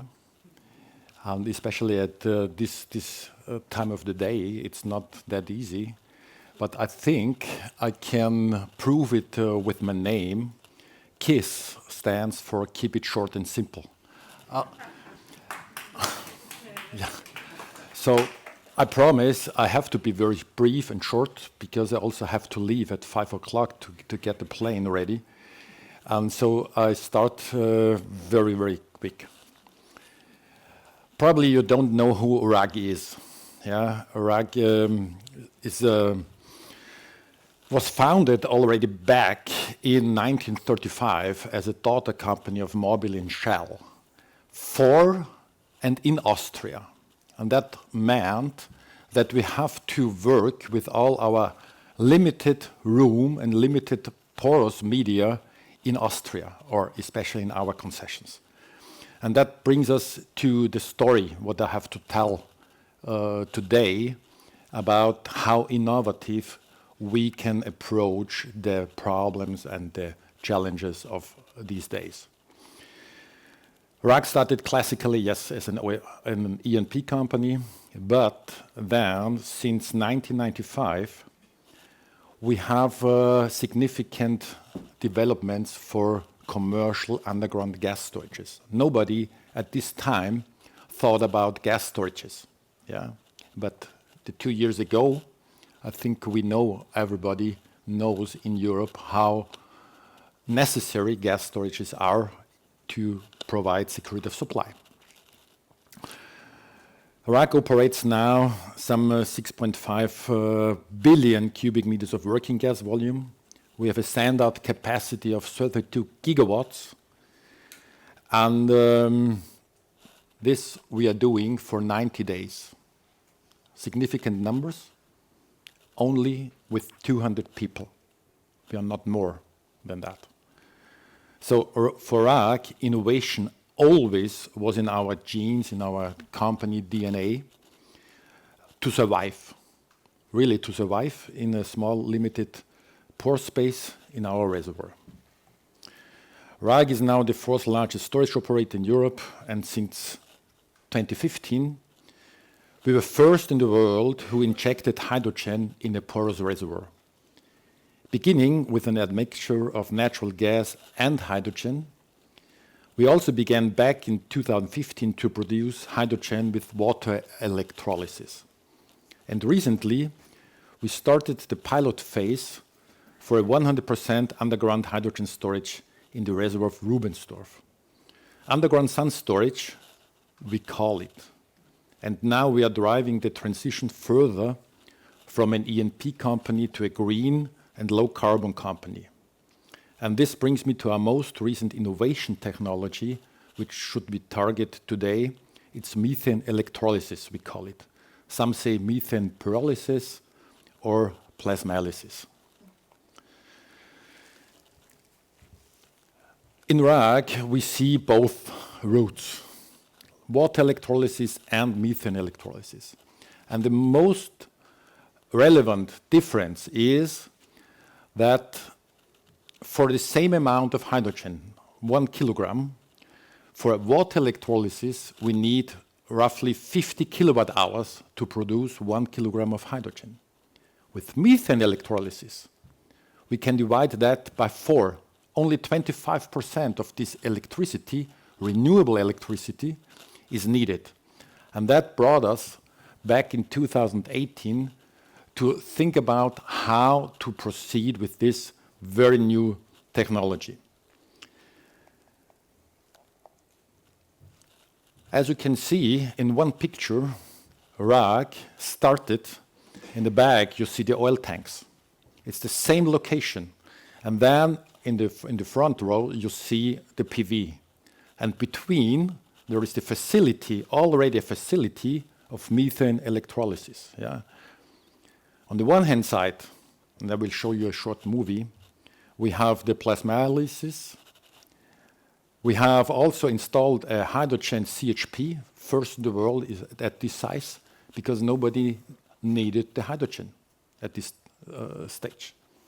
And if you split methane, you end up with hydrogen on the one hand side, but the main product is carbon. And now I really mean real carbon, not carbon dioxide. It's all mixed up. It's really solid carbon. Solid carbon, no CO2 for the atmosphere. And with this carbon, we did a lot of research in agriculture. You can see that on the soil, because it's a soil improver. Very, very much needed. This is reality. It is important to achieve a fast and cost-effective availability of hydrogen. Since methane is available in very large quantities, a CO2 neutral use will become essential. This is where the climate technology methane electrolysis comes into play. Green electricity is used to separate the raw material methane into its original components of solid carbon and hydrogen. The commodity pure carbon produced is a true multi-talent and is needed in agriculture as a soil additive and is a raw material for a wide range of material applications in industry. Intensive agriculture has removed almost 50% of the carbon from the soils in recent decades. It is essential to replenish the soils with carbon, otherwise there will be massive crop losses due to infertile soils in the decades to come. The results from several greenhouse and field trials show that solid carbon improves plant nutrient availability and drought stress resistance. The second product is hydrogen, the much-needed storable energy carrier for heat and electricity in winter. In this project, we managed to make natural gas and biogas usable without CO2 emissions. This makes it possible to use existing infrastructure in this way today. RAG. Renewables and gas. I hope you got an impression how things really look like in reality. And now we also have in reality, it's the breakdown of the draft of the Low Carbon Delegated Act. We did a lot of calculations, first of all with default values or given values. And as you saw, it's reality, but we also end up with only 58% of reduction. It's massive, but it's not the threshold of 70%. How to come that across? Then we did a lot of calculation with the ideal world. Probably in future it can happen, and we end up with 90%. So for us, we have a problem. Should we develop further in this technology or not? Because if it is not feasible with 58%, why to invest? The next is, yes, there is the target, 90%, and we can do that. So let's rethink about some regulations which are hindering FIDs and fostering FMDs. FMDs means first mover disadvantage, because that is the case in these days. So these are the calculations. You can prove that. You see the red flag, 58%. Does that make sense? For us, not. So in the Ruhr Energy Valley, we saw that we were very happy that we saw that methane pyrolysis is recognized in the Low Carbon Delegated Act. But the threshold, as I mentioned, is critical. Then a second emission factor like ETD yet is critical, because there is no emission value for hydrogen at this time, and nobody knows, and that's risky, and we want to avoid risk as an investor. Yeah. Then the point of view from a very small operator, as you see, we are only 200 people in the company. We really don't understand and cannot fulfill the RFNBOs and the Low Carbon Delegated Act bureaucracy and paperwork. It's almost impossible for a small company like us. The certification process is also very unclear how to deal with that in future. And as I mentioned, the ramp-up phase for hydrogen is very critical. We invested really millions, many millions in development, in innovation for that. And unfortunately, we are on the stage for FIDs, but we don't know if we should take that. And I think I was just in time for the 10 minutes. And as I have the privilege also to be on the stage, I would give a short teaser, because the question was about how to deal with hydrogen and CO2. What are we doing as RAK? Again, yes, we are front runner in hydrogen storage, and we know that it is very essential to have hydrogen available when it is needed. And this is our goal, to store hydrogen underground in huge amounts. And the second is, we know how to deal with CO2 in subsurface. 40 years ago, we already injected our first CO2 in reservoirs. Now this knowledge is definitely needed in Europe. In Austria, as you know, we have a ban on CCS. So we are not allowed to do CCS. Probably it will change because there's a carbon management strategy on the way, but we don't know if we can use our knowledge about our reservoirs, about CCS, and I look forward to the discussion. Thank you very much.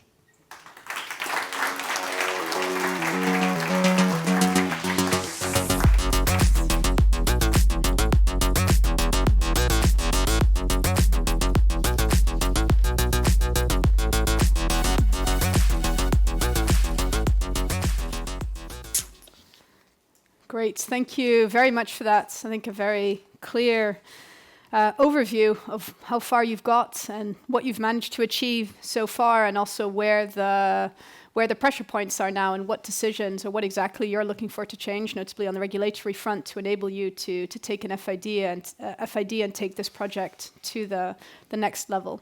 We'll give you a chance to elaborate some more on that in the panel, and I'd like to welcome the other panelists to join us here. So Charlotte Melchiorsen, Johan Leuraars, Laurent Remy, Goer Ureyman Meer, and Lee Beck, if you'd like to join us up here. I'm going to stand this time because I think we've got more of you than we have chairs, more of us than we have chairs.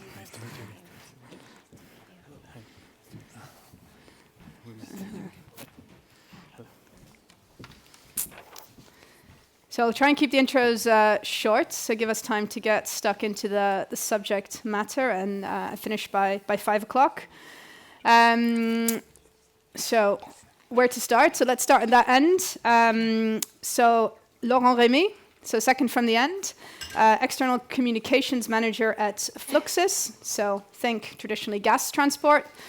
Think, I guess, more variety of gases transport in future. He's been with Fluxys for just over 10 years now. The last couple of years of that focused entirely on the energy transition within Fluxys' business unit NextGrid, which is focused on this part of energy.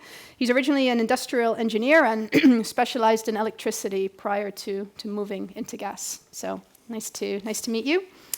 And next to him, we have Johan Leuraars, Vice President, so heading up policy and regulatory for the midstream business at Equinor. So we've got an oil and gas company here, one of the companies that's going to be doing the storage under the new Net Zero Industry Act. He's a commercial engineer, has been with Equinor for many years, since the late 90s, has moved around the company, and as I say, is here today with a policy and regulatory affairs focus. Next to him, we have Charlotte Melchiorsen, team leader of the clean tech team at Invest in Denmark, which is part of Denmark's Ministry of Foreign Affairs. So its job is to help companies who are interested in investing in Denmark, notably also in renewable energy, and notably as part of that, also in the field of hydrogen and CCS and CCU. And Charlotte's been with the ministry for the last couple of years now, previously worked at Energinet, the Danish gas and electricity TSO, and spent a bit of time in Brussels with NSOE in that capacity as well. Next to her, we have Lee Beck, representing the Clean Air Task Force, so an environmental organization focused on, well, CCS and hydrogen, amongst a number of other things. She's a senior director for Europe and the Middle East there, also works on global climate policy for CTAF, maybe on her way to the COP soon, I imagine. Was previously heading up carbon capture at global level for the organization, has worked at the Global CCS Institute as well, worked in the US as well as in Europe, and therefore comes with a very, I suppose, rich history in carbon capture and storage on both sides of the Atlantic. And finally, last but certainly not least, Goer Ureyman Meer is head of sustainable fuels policy at SHV Energy, so think here the LPG business. And he's based at its, again, a new business unit, Futuria Fuels, and that's also looking at the LPG business and how to create and deploy sustainable fuels, notably focused on renewable liquid gas. And he's involved in that capacity at the Global Trade Association for the liquid gas sector as well. So what we wanted to do here was talk about hydrogen and CCS. And I think more specifically, how do you're all coming from very different organizations, how do you see the prospects for that? And this is similar to how we launched the last panel, but what are you doing, just to try and focus it on something that's actually happening? What are you doing to make this a reality? And I'm conscious in this sector in particular, when it comes to low carbon hydrogen, we've seen a number of not so good news, as well as maybe good news recently. So what's needed to get these FIDs finally coming thick and fast? And Charlotte, I'm going to invite you to open. Sure. Thank you for the invitation and good afternoon, everybody. So I represent the Danish government. Today I represent Invest in Denmark. Unfortunately, Invest in Denmark does not have funding. I know that some organizations named similar investment promotion agencies has, but we don't. We support in other ways, but of course we see international business, international companies as a very important part of the Danish decarbonization. So that's just the opening of what I do. If we look at Denmark specifically, the country has been mentioned a few times today as well. I think what characterizes our energy mix is a lot of renewable energy, mainly wind and solar. So already now we have more than 60% of wind and solar in our gas grid seen annually. And also we have a lot of biogas, biomethane, primarily from agriculture, but also from wastewater plants. And that is already more than 40% in our methane grid. So that's quite a lot. And that also brings me maybe to that interconnection between the green hydrogen, but also the CCS, CCU sector. Because a lot of international companies recently have been reaching out to us for both green hydrogen and the power to X sector, green fuels. But also we see more and more interest in the carbon capture area, and specifically I would say right now storage, but hopefully also on a longer run utilization. And a couple of projects has already been mentioned. We have seen government funding for a big project storing biomass-based carbon in Norway. We have 2 offshore carbon storage sites in Denmark. One of them is storing Belgian carbon. So we see a very international value chain here. And right now we are also kicking off onshore facilities for storing carbon. And that will be quite exciting. There's also government funding for that. And right now we see that development going on. What is being discussed a lot in Denmark and also in other countries, it's maybe this discussion between what should we use the biogenic CO2 for? Should we store it permanently and get negative emissions, or should we utilize it for our biofuels in the future? I will not give the answer here. Maybe as many businesses right now, there might be a path for both. And maybe the first step is to find out how we store and get the negative emissions going on. At least that from the government side is a strategy in Denmark. And then we see a lot of discussions also from businesses on infrastructure.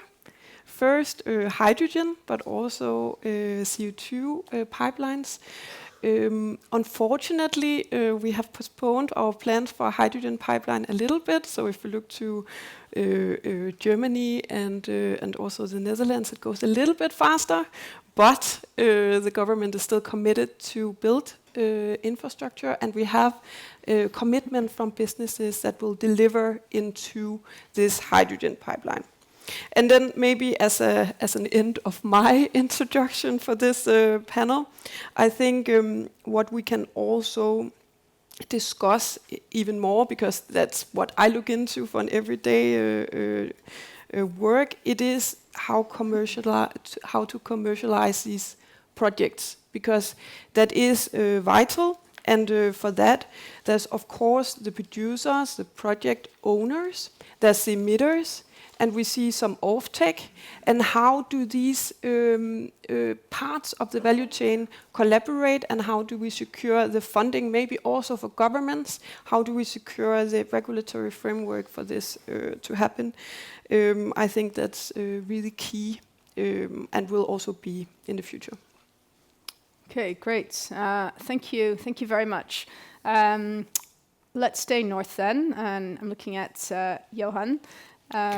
So yeah, you're interesting, I think, because you're going to have to store some CO2 going forward, and Equinor obviously has a lot of I think a lot of the expertise and potential and interest here. And nonetheless, we've also heard, cancellations recently of projects rather than the FIDs. We're hearing the FMDs perhaps. Showcasing or manifesting themselves. So how do you see this? Yeah, thank you, Sonia. And just as a reminder, perhaps, in Equinor, we work with a three-legged strategy. One part of it is to optimize the existing oil and gas portfolio. And we need to remind ourselves we are in an energy transition, not a revolution. So that part, especially in the current geopolitical space, is maybe not unimportant. And then we are looking at new market opportunities in low-carbon solutions and the renewable side. But the low-carbon solution part is probably the most exciting one for this purpose. When it comes to the PowerPoint, if you like, so we have our own targets of 30 to 50 million ton per annum transport and storage capacity by 2035. So that's something that we aim to put in place. And then, when it comes to hydrogen, we aim to have 3 to 5 major industrial clusters of clean hydrogen in place. And as you point out, recently we indeed had to pace ourselves when it comes to hydrogen. And I think one of the key issues there is that we see that it is a struggle for off-takers to come on board. These are very large investments that require long-term commitments, and the regulatory context today is of a nature that is difficult, and that's not only the regulatory context, of course, it's one of the players, but also the commercial side of things. But when we look at then the projects that we have underneath these low carbon ambitions, we are maturing a number of clean hydrogen projects in Germany, in Netherlands, in Belgium, in the UK, all around the 1 gigawatt scale, and so they are still running. Even though the pipe that you mentioned is now stopped. And then I think the one that is most interesting, perhaps, because I believe it sits very well in this nexus of carbon management and industrial competitiveness, difficult word, that one, is the CO2 highway that we are developing to Norway. Basically, a pipeline that connects multiple emission centers in Europe to multiple storages in Norway. We're envisaging somewhere about 17 million tons per annum, possibly going up to 27 million tons per annum. And we believe that this is a very important part of a ecosystem whereby you can truly reduce costs and have a safe and reliable solution for CCS value chains in Europe. We believe a pipeline is probably, about 30 to 50% cheaper than shipping solutions once that you have it in place. But of course, the downside of pipelines is that you require a lot of volume early on, and then we're quickly into challenges and opportunities. And one of the challenges, among others, is if you look at the pipeline, and Zeebrugge is a very nice landing point with the infrastructure that already exists. Europe to Norway, you cross 6 nations, indeed. 6 countries have to be involved. So on the permitting side, that is quite a challenge in its own right. Then you have commercial challenges because if we are going to take an FID on a project like that, we probably we need a binding agreement by the end of 2025, assuming that the pipe is ready by 2030. And such a binding agreement would need to likely be in a 15-year horizon. Right? So that is basically tomorrow that some commercial parties need to come up. We would need a volume commitment of between 30 and 50% of that pipe. And then we would need foresight, that by the end of 2035 there would be full capacity. So there's a lot of ifs that need to fall in place. And of course, there's not one company or not one nation that will deliver on all of that. So it's, how do you get all of those different partners aligned, streamlined on timeline and the likes. And that's when I get to regulation, where there are some very positive angles as well, like the PCI side, that has done an amazing job in trying to align across nations, across industries on timelines, So that is really very good. We also have innovation fund, like I mentioned, Hydrogen to Belgium. We got innovation fund money for that in the latest round. So also there, on the funding side at least, there is movement, although it's of course a very, very small part of the totality of the project. And then there are things like, CO2 specifications and the likes. What is this sweet spot that you need to get to ensure technical integrity of your system, but also, cost effectiveness and also sustainability of what you put actually in the ground and monitor to be there. And then I think also in the previous panel there was a lot of focus on de-risking of the value chain, and obviously that would also be an issue that will come to the table. Yep. But these were the things that I thought I'd highlight. Okay, thank you. Yeah, quite a lengthy list of challenges. Yes. Let's go to Laurent and Fluxus. So you've touched on some of the challenges of, infrastructure and pipelines. So this is your core business. I guess, how do you see this mix, and what kind of infrastructure do you see? Where's the business case? Where not? I thank you for the kind invitation to start with. I think there are a lot of synergies between hydrogen and carbon capture, storage and utilization. By the way, we would like to rebrand that one. There is a very important missing link. It would be CCTS, carbon capture, transmission and storage. We are quite often forgotten in the value chain. All kidding aside, what we are doing as an independent operator, we have put in place a new strategy with a nice magical formula. So as an absolute Harry Potter fan, I'm quite pleased about that. 3 times 30. So what did that mean? By 2030, we have the ambition to make available 30 terawatt-hour of hydrogen capacity per annum and 30 million ton per annum of CO2 capacity. 3 times 30, it's easy to remember. So it's a strategy, and Winston Churchill was quoted as saying, however beautiful the strategy, sometimes you should occasionally look at the results. What are the results very concretely? The first infrastructure for hydrogen will be put in the underground starting from next year, after the winter. And for CO2 infrastructure, it will be a little bit later on. We anticipate by late 2028 to have the first infrastructure in the underground. So we are now moving from long-term strategy and to more short-term view of what are we now concretely doing.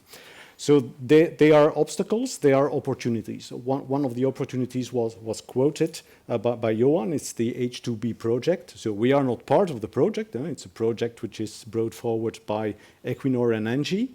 But it shows the important link between the two molecules. So on one hand, you have the production of, in that case, blue hydrogen, of let's call it low carbon hydrogen, of about 1 gigawatt. You have a process that frees up CO2. The CO2, you capture it, and the idea then is to store it kind of forever in the underground, in a geological structure in Norway. So in my best Norwegian, in the Smeaheia underground field. So this is a very concrete project, and we are talking about 2030. So it's no 2050 or no, it's 2030. We hope this project to be operational. Of course, there are obstacles. We have talked a lot about de-risking, about regulation, but CO2 is a difficult molecule. As an engineer, I thought initially fingers in the nose because it's an inert gas, so easy to transport. It's absolutely the contrary. It's much more difficult as a molecule to transport than hydrogen. And we were talking about public acceptance in a previous session. Believe me, it's a hell of a job to convince people that it's safe to transport CO2 in the underground, because there are quite some risks associated with them. And very concretely, we are now establishing, together with any kind of services like fire brigades, police, etc., what are the safety perimeters we have to determine in case a leak would happen. But public acceptance is difficult for those new molecules. You know, hydrogen, everyone sees the Hindenburg back in 1937. CO2, there have been some cases of leaks, amongst others, in the US. So people are getting a little bit nervous about that, and we have to take that into account. Another important parameter is interoperability, and I'm talking about both markets, H2 and CO2. If you as a country say, for instance, in Belgium, the purity of hydrogen has to be 99.5, and Germany is saying, on my hand, it will be 98, then it's fine because they will accept my hydrogen, so to speak. It's not mine, I'm transporting it, but they will accept the molecule, but only in that direction because my spec is more strict. So I will not accept German CO2 coming back to Belgium. This is something to be taken care of. And the same when establishing CO2 parameters. I think we have to be reasonable. All actors on the gas value chain have to be reasonable. Do we need a sort of stream-like quality to put CO2 in the underground? Probably not. Do we need specs like, you know, doors wide open on the emitter side? Probably not either.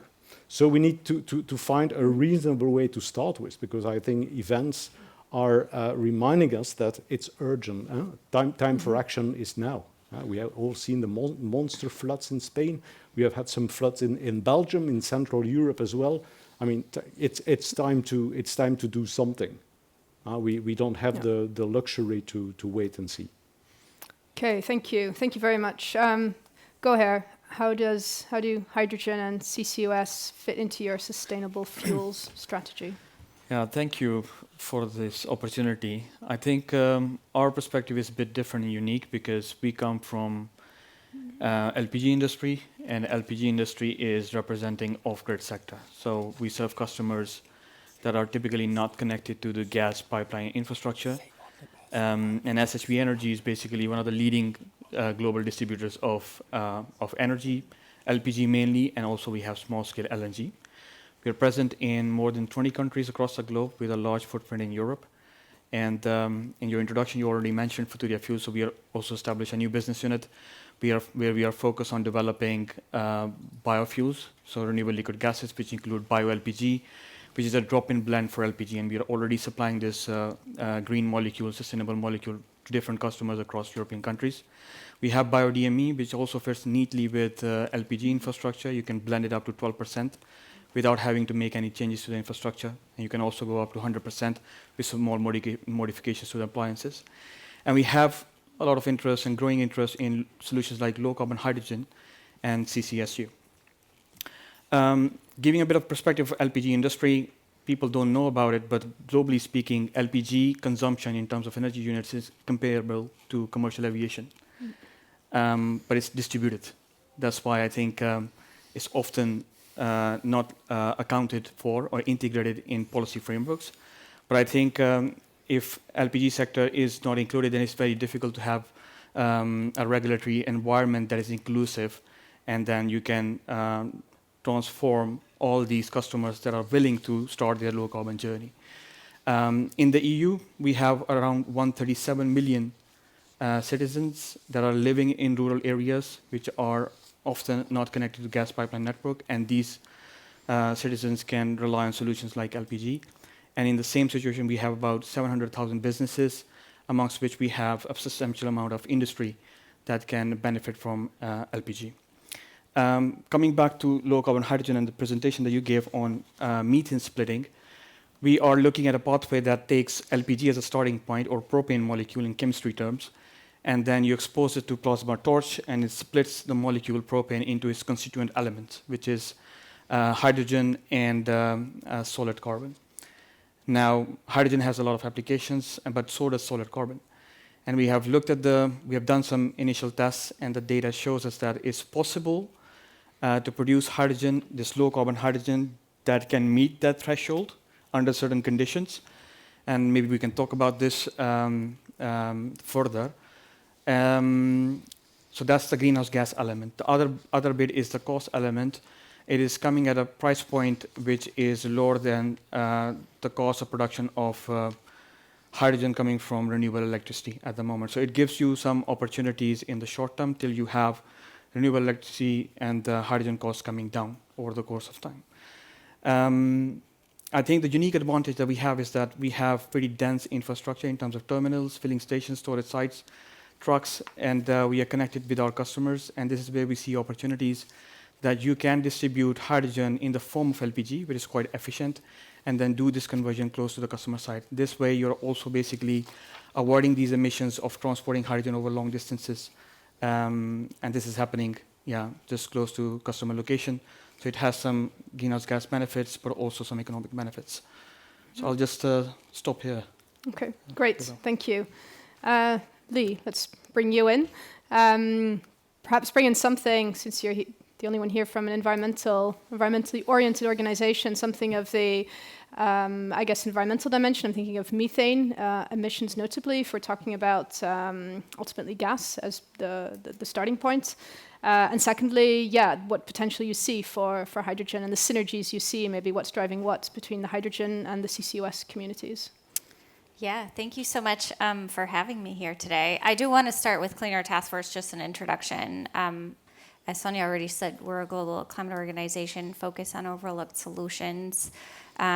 We were started in the United States, but work now in the US, Europe, Middle East, and Africa. And on carbon capture, we're really, really involved on the United States side in the IRA and 45Q, CO2 transport and storage policy, and incentive creation. And then here in Europe have been working with many of you on the industrial carbon management strategy on the EU level, but also in the member states. And I think I want to preface my discussion or my points with one ask to all of you.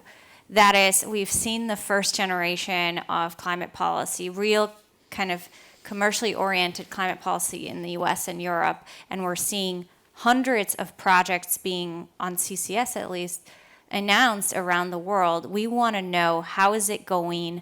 Where does the policy come short? Where does the regulatory framework come short? CO2 purity, it's, hearing about it all the time.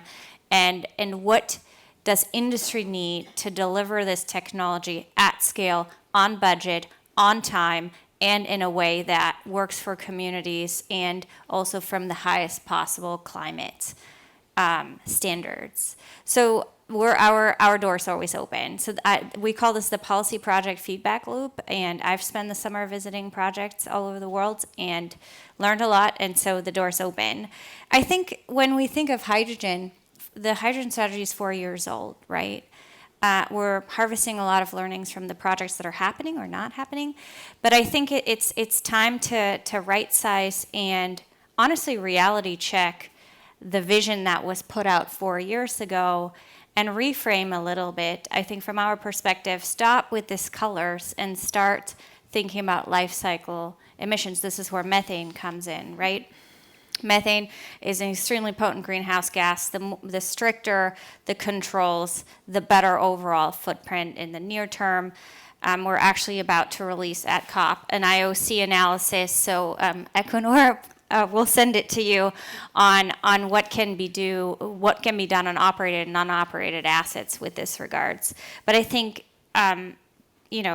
starting with the life cycle analysis and the definitions there is most important. Then secondly, there's a lot of hydrogen already being produced. I remember in the strategy back then, it said 11 million tons, 11 billion euros could be used for carbon capture on hydrogen production today. I think that is a tangible goal in the near term to decarbonize existing assets, right? And then planning of infrastructure. Hydrogen production close to demand centers really, really important. And where is there flexibility on the CCS infrastructure that the hydrogen production doesn't really have? I think we're further ahead on carbon capture and storage planning with multiple projects in FID or close to it versus in that kind of CCS on hydrogen space. And then I think there's a lot of talk still around, okay, we're going to use hydrogen for a lot of decarbonization options, but really in the NECPs, when we looked at those that have been submitted, really little has been sketched out on where this infrastructure is going to go and how this is actually going to be implemented. So what we want to see from governments is really a closer analysis of what's even possible from a pure infrastructure perspective, which I think is where the industry is already catching governments napping, right? And then I think overall, it's really about making sure that we can produce and decarbonize hydrogen at lowest cost, and the cost ranges very widely, while also using clean electricity to decarbonize the grid first and foremost, and then really limiting the amount, the areas where hydrogen actually makes sense. We're having governments in Europe throw out hydrogen for power production. That's actually not the best use of a scarce and expensive resource, right? So we're thinking refining, ammonia production, maybe aviation, steel manufacturing, but it's not this kind of magic solution. And so I will close here because I know we want to have a debate, but my appeal to this audience is really, number one, let us know about how the projects are going down to the nitty-gritty details and what you need from governments and stakeholders. Number two, let's reframe and right-size this discussion about hydrogen. Where does it make sense? Where does it not? And then finally, I think really making sure that we're designing projects with the highest possible emissions abatement without essentially, from a regulatory perspective, making projects impossible. I think that is a nuance that still has to be clarified and defined together between governments, industry, and stakeholders. And I'm hearing this from the conversation today as well. Okay, great. Thank you very much. Siggy, I'd like to give you a chance to pick up on, I guess, any concerns that sound familiar, any ideas maybe that what you've heard that have been inspired by you on how to unlock or, I guess, overcome your own obstacles. Yeah. Thank you very much. I listened quite carefully what you all said, and many things I fully agree. One I cannot agree is that hydrogen should not be used for production of electricity. The reason why is not as a baseload.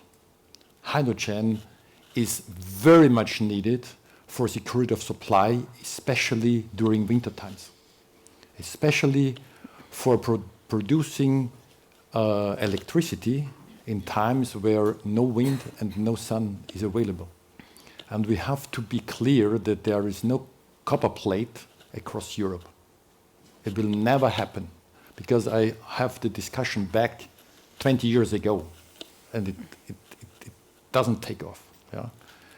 So I think we have to be very clear that hydrogen is a limited good, and that we should use, especially if we are talking about storages, that the molecule should be available right in the vicinity of the next power plants.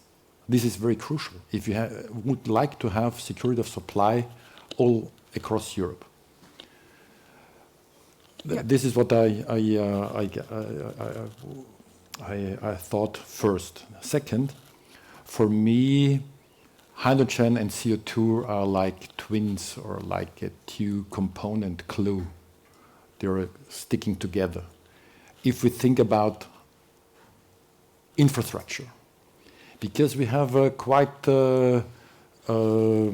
mature infrastructure across Europe, and we are very dense populated. So we have to think about to reuse the routes of the pipes which are in ground, because it's much more easier to convince, and it was a public acceptance, the public to have the routes along existing routes. And for that, probably some pipelines can be reused, coming from oil and gas for hydrogen, or CO2, but both we have only some in parallel. probably 2 pipes. Yeah. But there is one specific issue which we have to have in mind as Europeans. We have six parallel pipelines in the ground coming from the east. Yeah, now it's the transportation of methane or natural gas. But it should be used first for hydrogen, bringing to Europe, and then exporting CO2 as well to the east, like it is now for Norway to go to the north, where it was produced, and there are plenty of reservoirs in the eastern part of Europe and more east out of Europe, Ukraine in specific. So this is I would like to add to this discussion from my point of view. For us as RAG, we always do projects. PowerPoint is fine. That was 10 years ago. Power plants are much more needed on a small scale at first, and then we also can show to the public how it works, how it could work, and be familiar with all the issues around a specific plant which is in place. And then we can learn very, very much together with all the public, with all the regulation, with all the stakeholders around the projects. Okay, thank you. Lee, a quick response, and Yeah. then I have 1 or 2 follow-up questions for the rest, and we'll take a round of questions from the floor. Go ahead. Yeah, I just want to quickly thank you so much on the electricity part, right? I think wonderful to see the conversation that we're no longer just talking clean electricity, we're actually talking clean firm power versus base load. And I think that's where Europe actually is kind of behind. There's a 30 to 50 gigs clean firm power gap expected by the mid-2030s, but we haven't really thought about how we're going to plug this. I think there's several options. There's CCS plus gas before turning it into hydrogen, right? There is nuclear, which luckily is back on the agenda, maybe advanced geothermal, long-duration energy storage. So I think we want to evaluate all these options within the entire European grid and understand what is the cheapest, smallest in terms of land use footprint, most optimally located in terms of limited infrastructure and cost. And so I think that's what we can agree on. But I think that's really, I don't want to say, at CTF we never say never about a solution, but let's have it make sense. So I'm glad you picked that up. I appreciate that. Laurent, I wondered if you could say something about so we've heard quite a lot about infrastructure and synergies and ultimately, what pipes can we use for what? You said too that you saw a clear synergy between infrastructure for CO2 and hydrogen. What about also repurposing existing pipelines? How, can we just use a pipeline for gas, oil, hydrogen, CO2, whatever, or? Yes and no. Yeah. It's a bit more complicated than that. If you could just elaborate a little bit to put reality. This is part of the European Hydrogen Backbone Initiative. And we have conducted our own analysis as well for the Belgian infrastructure system. And the overwhelming conclusion is more than 80% of the existing pipelines can be repurposed, so gas pipeline, to convey hydrogen instead. But to do so, you have to take care of some specificities like pressure fluctuations, etc. Reason why we are going to help kickstart the hydrogen market in Belgium by building new infrastructure. We have put infrastructure in the underground a few months ago in the region of Zeebrugge, which is what we call multi-molecule infrastructure, moving natural gas today, but already compatible for hydrogen. So it's important. So answer is yes, we can repurpose. For CO2, it's a bit more nuanced.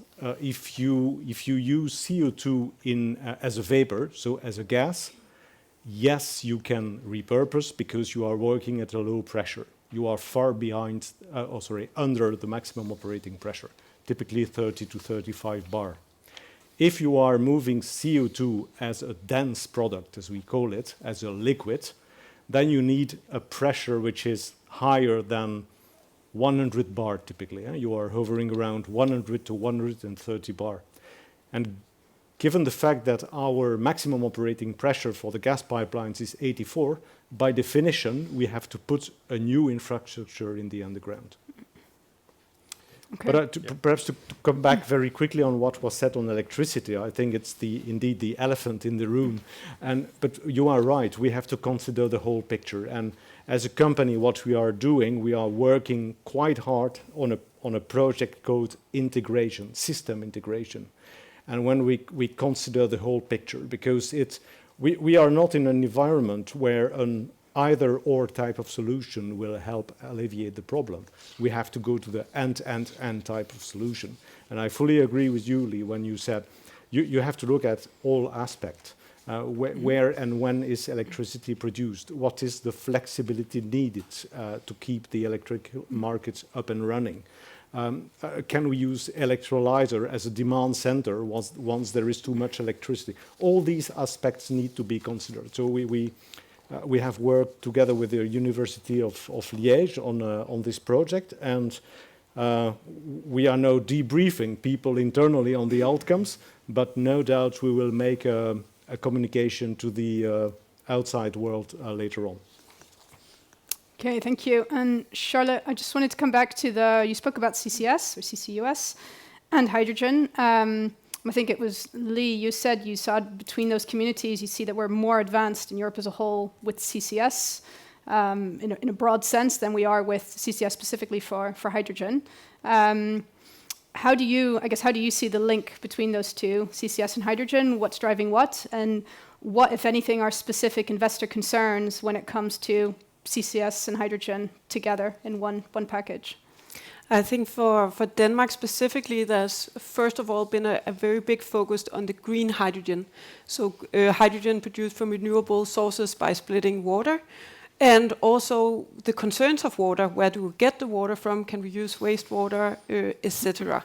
So that has been like the first focus also for power to X, so green fuels.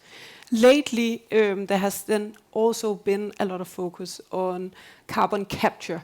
And first of all, on the storage side, but of course also utilization of the carbon in also a power to X process. In some ways, I see it parallel, and in some ways, I see it interconnected. And it depends really much on the projects and also which actors that are involved as investors, but also as project developers and off-takers. So right now, we have a quite interesting project, for example, on green methanol production from a PV solar panel. And off-takers are both Maersk, so the maritime sector. We see Lego that needs plastic for their Lego bricks. We see Novo Nordisk as a big insulin producer, also wanting plastic for their insulin production. And also Circle K for their transport. So here we see actually examples of different off-takers that could both be operating in the carbon space, but also the hydrogen space, and that makes it very interesting. And then I just wanted to make a comment on what you said, Mr. Kiss, on like getting gas from the very east, because something we see actually is that, for example, a trend from Japan is very interested in Denmark in the carbon space and also in hydrogen space, and they also quite advanced in Japan. And something we also discuss when we are now here in a Europe setting, right? Is a couple of years ago it was the IRA that was almost a threat to businesses investing in Europe, right? And we needed to look at what do we do in Europe to make sure that the projects are here as well. And now we also see from different actors actually wanting to be part of this. And should we shut our doors or should we integrate them? And who are we going to collaborate with in the future? And I don't have the answer to that, but I think it's also very important when we speak about this to also address this geopolitical or how do we say resilience, competitiveness issue when we talk about hydrogen and carbon. Yeah, thank you. It's a good point. May I? You may, and I just wanted to. Can I first see if there's any questions, particularly to you, because you have to go. But I just wanted to see if there are questions, and I'll give you the floor, and I wanted to give the others the floor as well. Is there anyone with a question? Just come because we're. Yeah, there's one. Just to see, is there anyone else? Just so I know if we, or is it just the one for the moment? This is probably, if there's none questions now, I don't know if we'll be able to take any more. So it's probably last call. Okay, we'll just make that the Sorry, one it's question. me again, with a bad voice. Just a question. I didn't want to dilute the discussion, but it says in the title CCUS, and we talked a lot about storage and a little bit less about use. I'm just wondering, in the context of advanced geothermal, is there potential for using carbon capture and driving geothermal better, faster, with using CO2 as it's done in oil and gas, as it's done in new versions? Maybe it's too expensive, but that's just an idea. Okay, thank you. And then Siggy, you wanted to. You can Okay. first respond to what we just heard. You can the idea of, I guess, international collaboration, and then if you want, address the. First response from my side, yes, we did a lot of also projects back the last 15 years in geothermal as well. Yes, there will be a market, but we decided it's too far away to proceed on that because CO2 has really a very excellent thermodynamic behavior, and if you inject it, you can easily put it back from the liquid phase to the gaseous phase. Yeah, so it has really a geothermal potential. Yeah, but it's not that easy. It's not the first low-hanging fruit. I would say. Yeah, that would be my answer to this question. Does anyone want to come back on geothermal or no? Do you want to come back? You do, Lee? Geothermal? Yeah, I mean, I think from our perspective, it would be the other way around. So when we're looking at geothermal, for example, in Iceland, there's an EU innovation project there to capture the CO2. Yeah, I think that's how we would be looking at it. And co-locating potentially with CO2 storage, as it is done in Iceland. Yep. Not at this point, but I just want to pick on one subject which was briefly mentioned by Lee, was life cycle assessments and linking it to FIDs. I think what we need is a consistent approach to carbon accounting, which we think is often missing.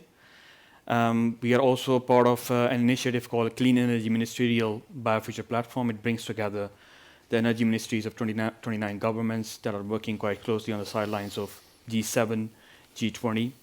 And last month in Brazil, they have presented their findings on LCAs to the leadership of G20, that what is the way forward when it comes to questions like on allocation methods, land use change, indirect land use change, how to account for carbon. These are difficult questions to address. And I think the scope of that effort by International Energy Agency, which is moderating this whole discussion as a third party with an objective view on LCAs, should be made broader to also include low carbon fuels. And I think coming back to the Delegated Act and the frustration that you shared with the audience in your presentation, it's very important that we get clarity on carbon accounting when it comes to solid carbon. At the moment, it's a bit fuzzy. And if you don't know the project that you're developing, where do you land in terms of greenhouse gas savings, you cannot attract an investor. So this is, at the moment, our biggest challenge. And we see that the Commission is also dealing with a difficult situation that they're dealing with solid carbon, I think, for the first time. They have always dealt with CO2, not a formula that they throw. You're also treating solid carbon as CO2, but there's no further guidance on that. So we are waiting for clarity to make sure that whatever numbers we run, we are sure that this is the greenhouse gas savings for that project. So it gives you confidence that this project is bankable. So at least that's one step to making those, bringing those technologies to market. Okay, thank you. So I wanted to ask Johan this, but it's probably a nice concluding question for everyone, which was, because you head up policy and regulatory affairs, and you mentioned a number of barriers and problems you all have. And obviously some of those are going to be addressed by national governments, but I wanted to ask you specifically, what's the key thing how can the EU help you at this stage? It's maybe an obvious question, but there's such a long list of things as well. And I guess it could be, chucking the delegated act in the bin, but that's probably unlikely to happen. So just hearing realistically from each of you, what's for you a constructive way forward? What are you looking for in the next weeks and months that can really change the business case for you? Actually, we are not only looking for the next weeks. We are looking really ahead because we have a solid business as the foundation.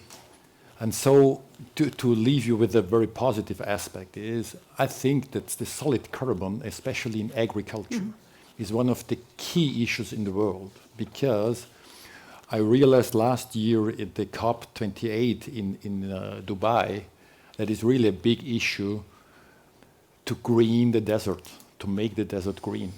Because if you avoid drought stress, and the population in the world is growing, and we have to feed the people. And we need an answer for climate change for the drought stress.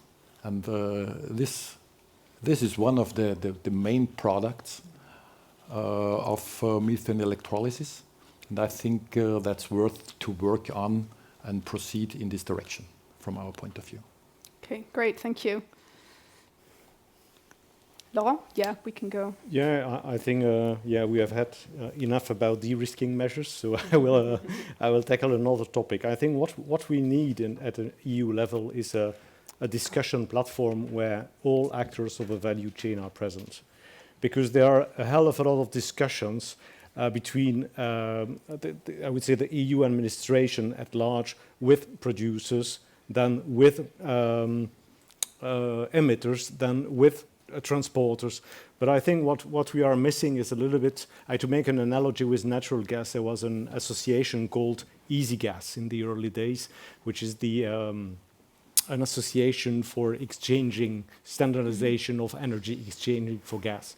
We would need that for CO2 and for H2 as well, to discuss all aspects together. Yeah.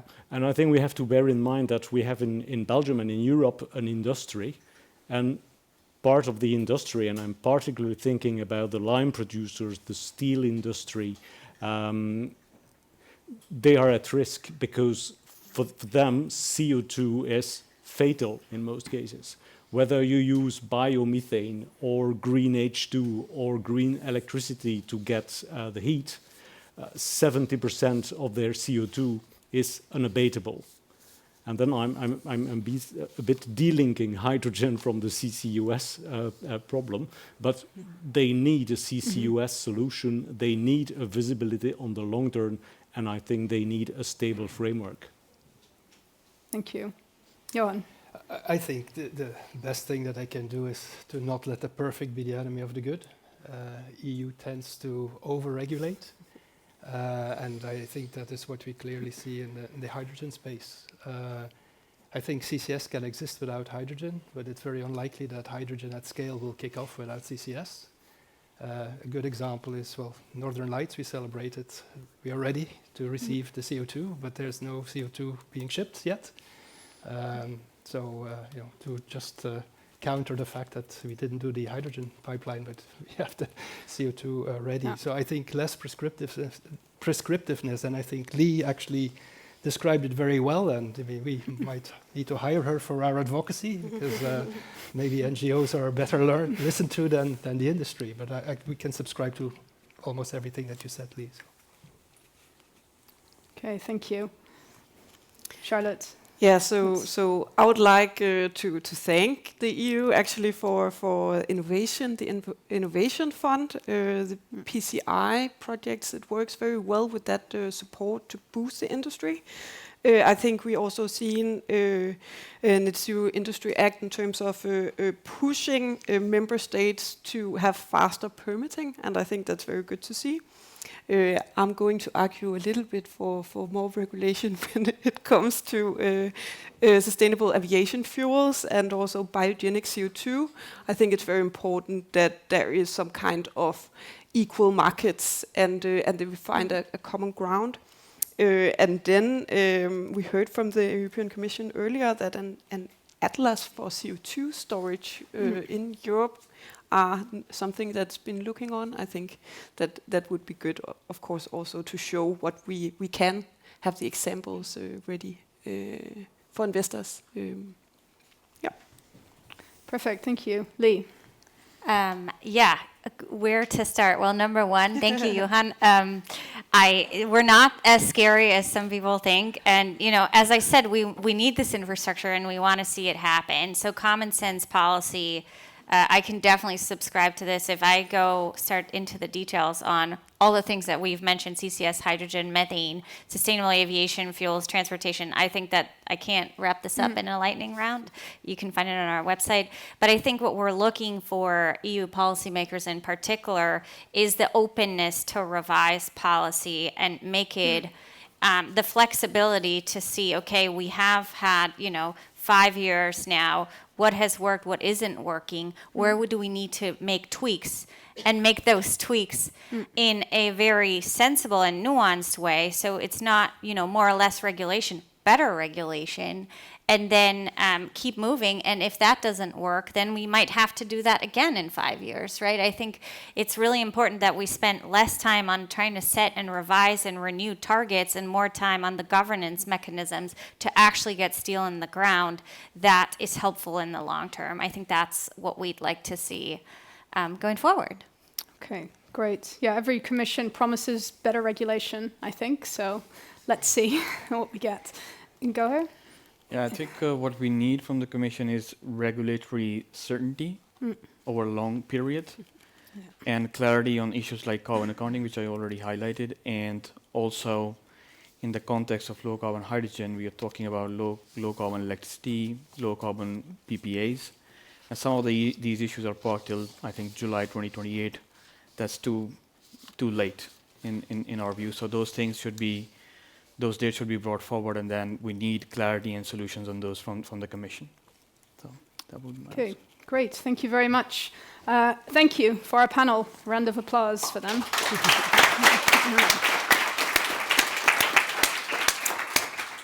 And to Siggy, of course, who had to go to catch his plane. This brings us to our final speaker for today, Ruslan Papazov, CEO of Holcim Bulgaria. He has more than 20 years of experience at Holcim, and as CEO, one of the things he's delivered is innovation and scale, especially when it comes to decarbonization strategy. He's had a long career within Holcim, has worked in different countries as part of the company, and was previously a financial expert at the World Bank for Eastern Europe. He's also a board member of the Bulgarian Cement Industry Association, and he's going to talk to us projects, I think work that we heard referenced earlier today already, so decarbonization in action and Eastern European lights. We heard about Northern Lights, and this is the next era.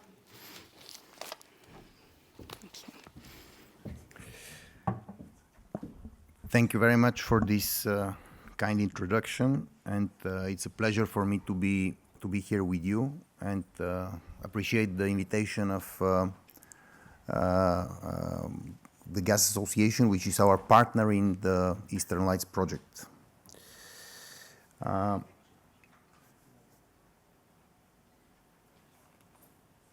So before I start diving into Eastern Lights, which you can see sets among its objectives a number of the issues that were raised one way or the other during today's conference, I would like to make a little step back and look at the bigger picture of construction industry and why is it so important to decarbonize construction industry.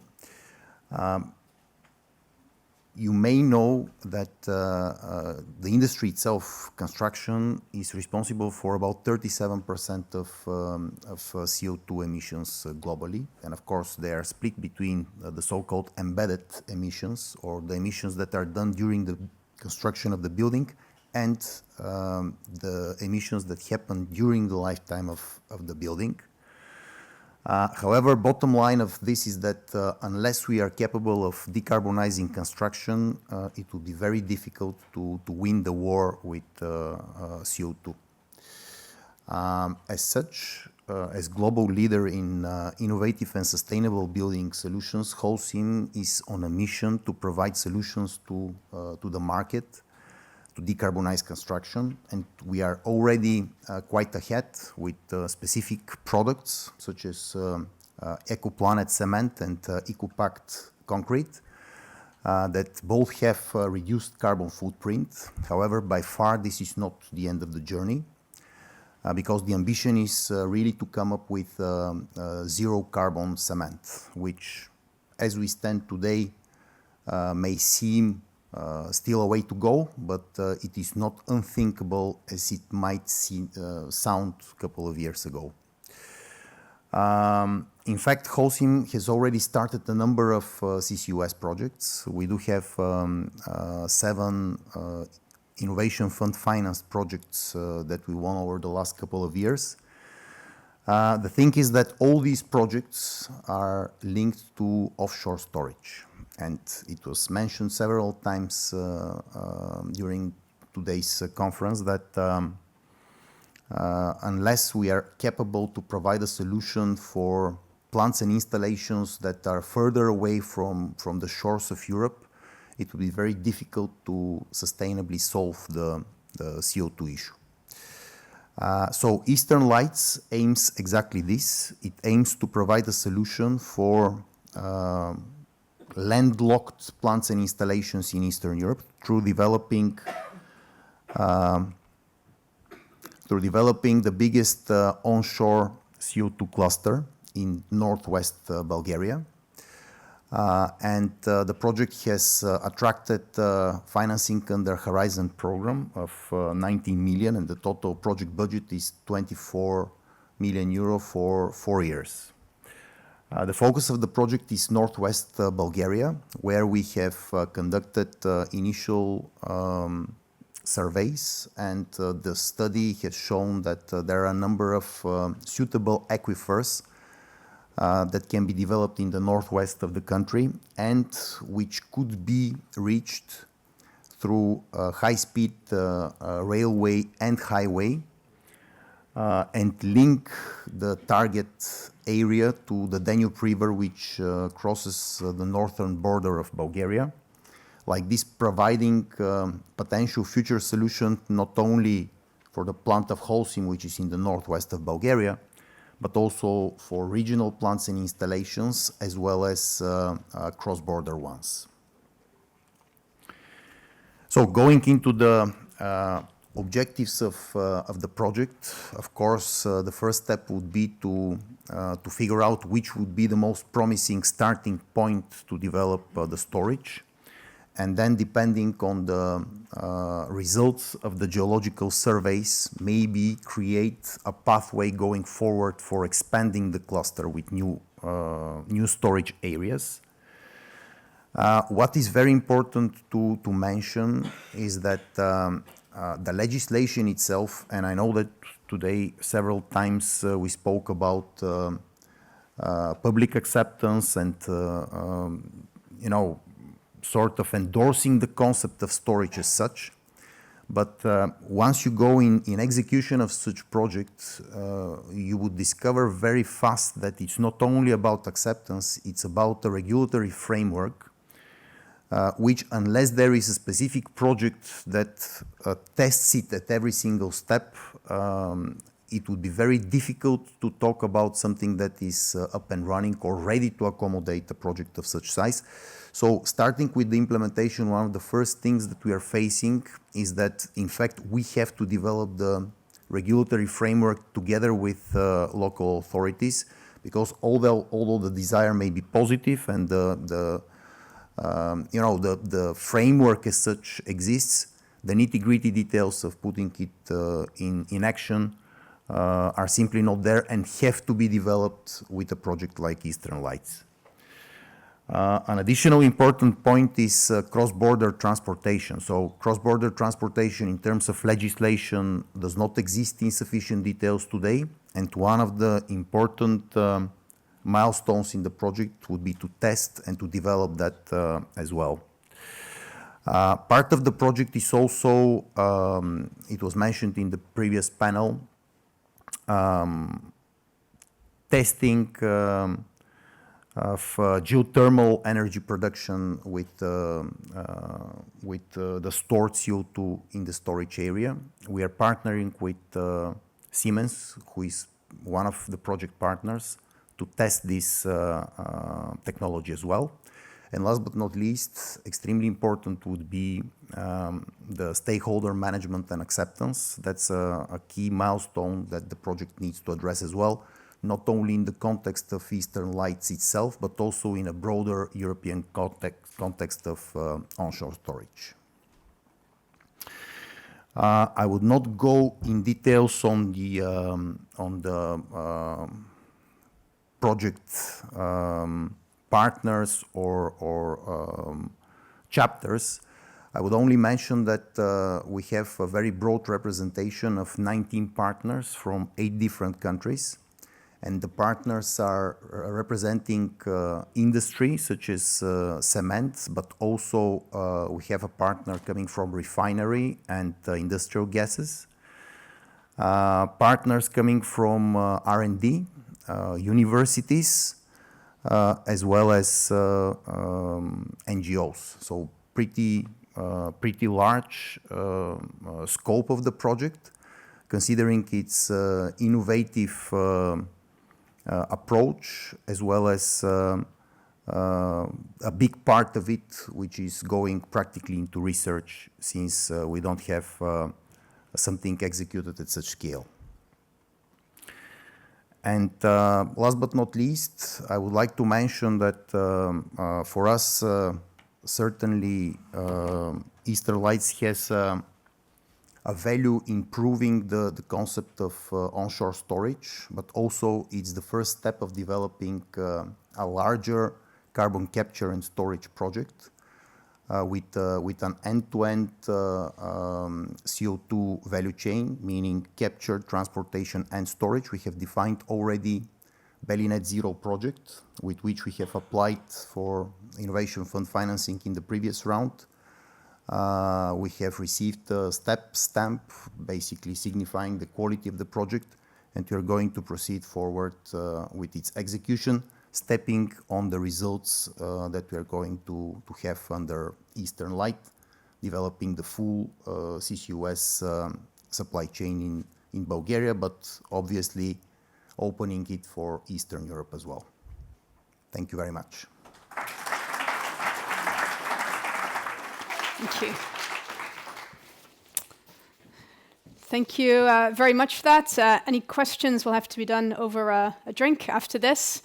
We've run out of time for more of today. It just leaves me to hand over to Andreas to wrap up today. So you saw him at the start, Eurogas' new Secretary General as of September this year, and I imagine a very familiar face from many years as Policy Director prior to that. So I'll hand over to you to close. Thank you.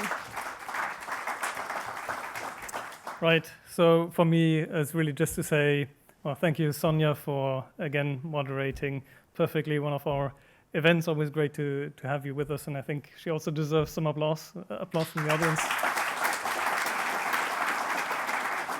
I think it's, well, impossible for me to summarize the discussion, so I won't even try, but I think one of the key points that I have taken away from everybody is the sense of urgency that is necessary, the speed with which we have to develop the CCS projects to make net negative emissions possible. And I think there were so many ways that presenters mentioned this, but in a way it's good to have legislation, but it's even better to have good legislation.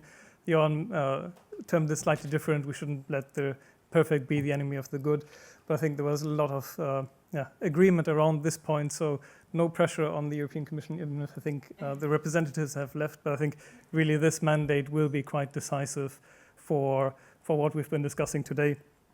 So with that, just one more point, two more points. One, of course, thanking the Eurogas team, especially the events team, who make these events possible, and I'd really like some applause for them as well, because even if you don't see them,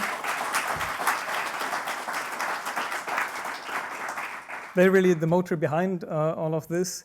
And then just some advertisement and something that was also discussed today, the role of hydrogen in power and the role of gases in the energy transition, something that we will be presenting. We will launch a Eurogas study on the 14th of November. So if you're interested in these kind of topics, feel free to join us at our launch event on the 14th of November. And now I believe there are some lunchtime at Euractiv. Thank you, Katerina. See, what would I do without you? But I think now I can only just invite you to join us for some networking drinks, and we continue the discussion there. Thank you so much.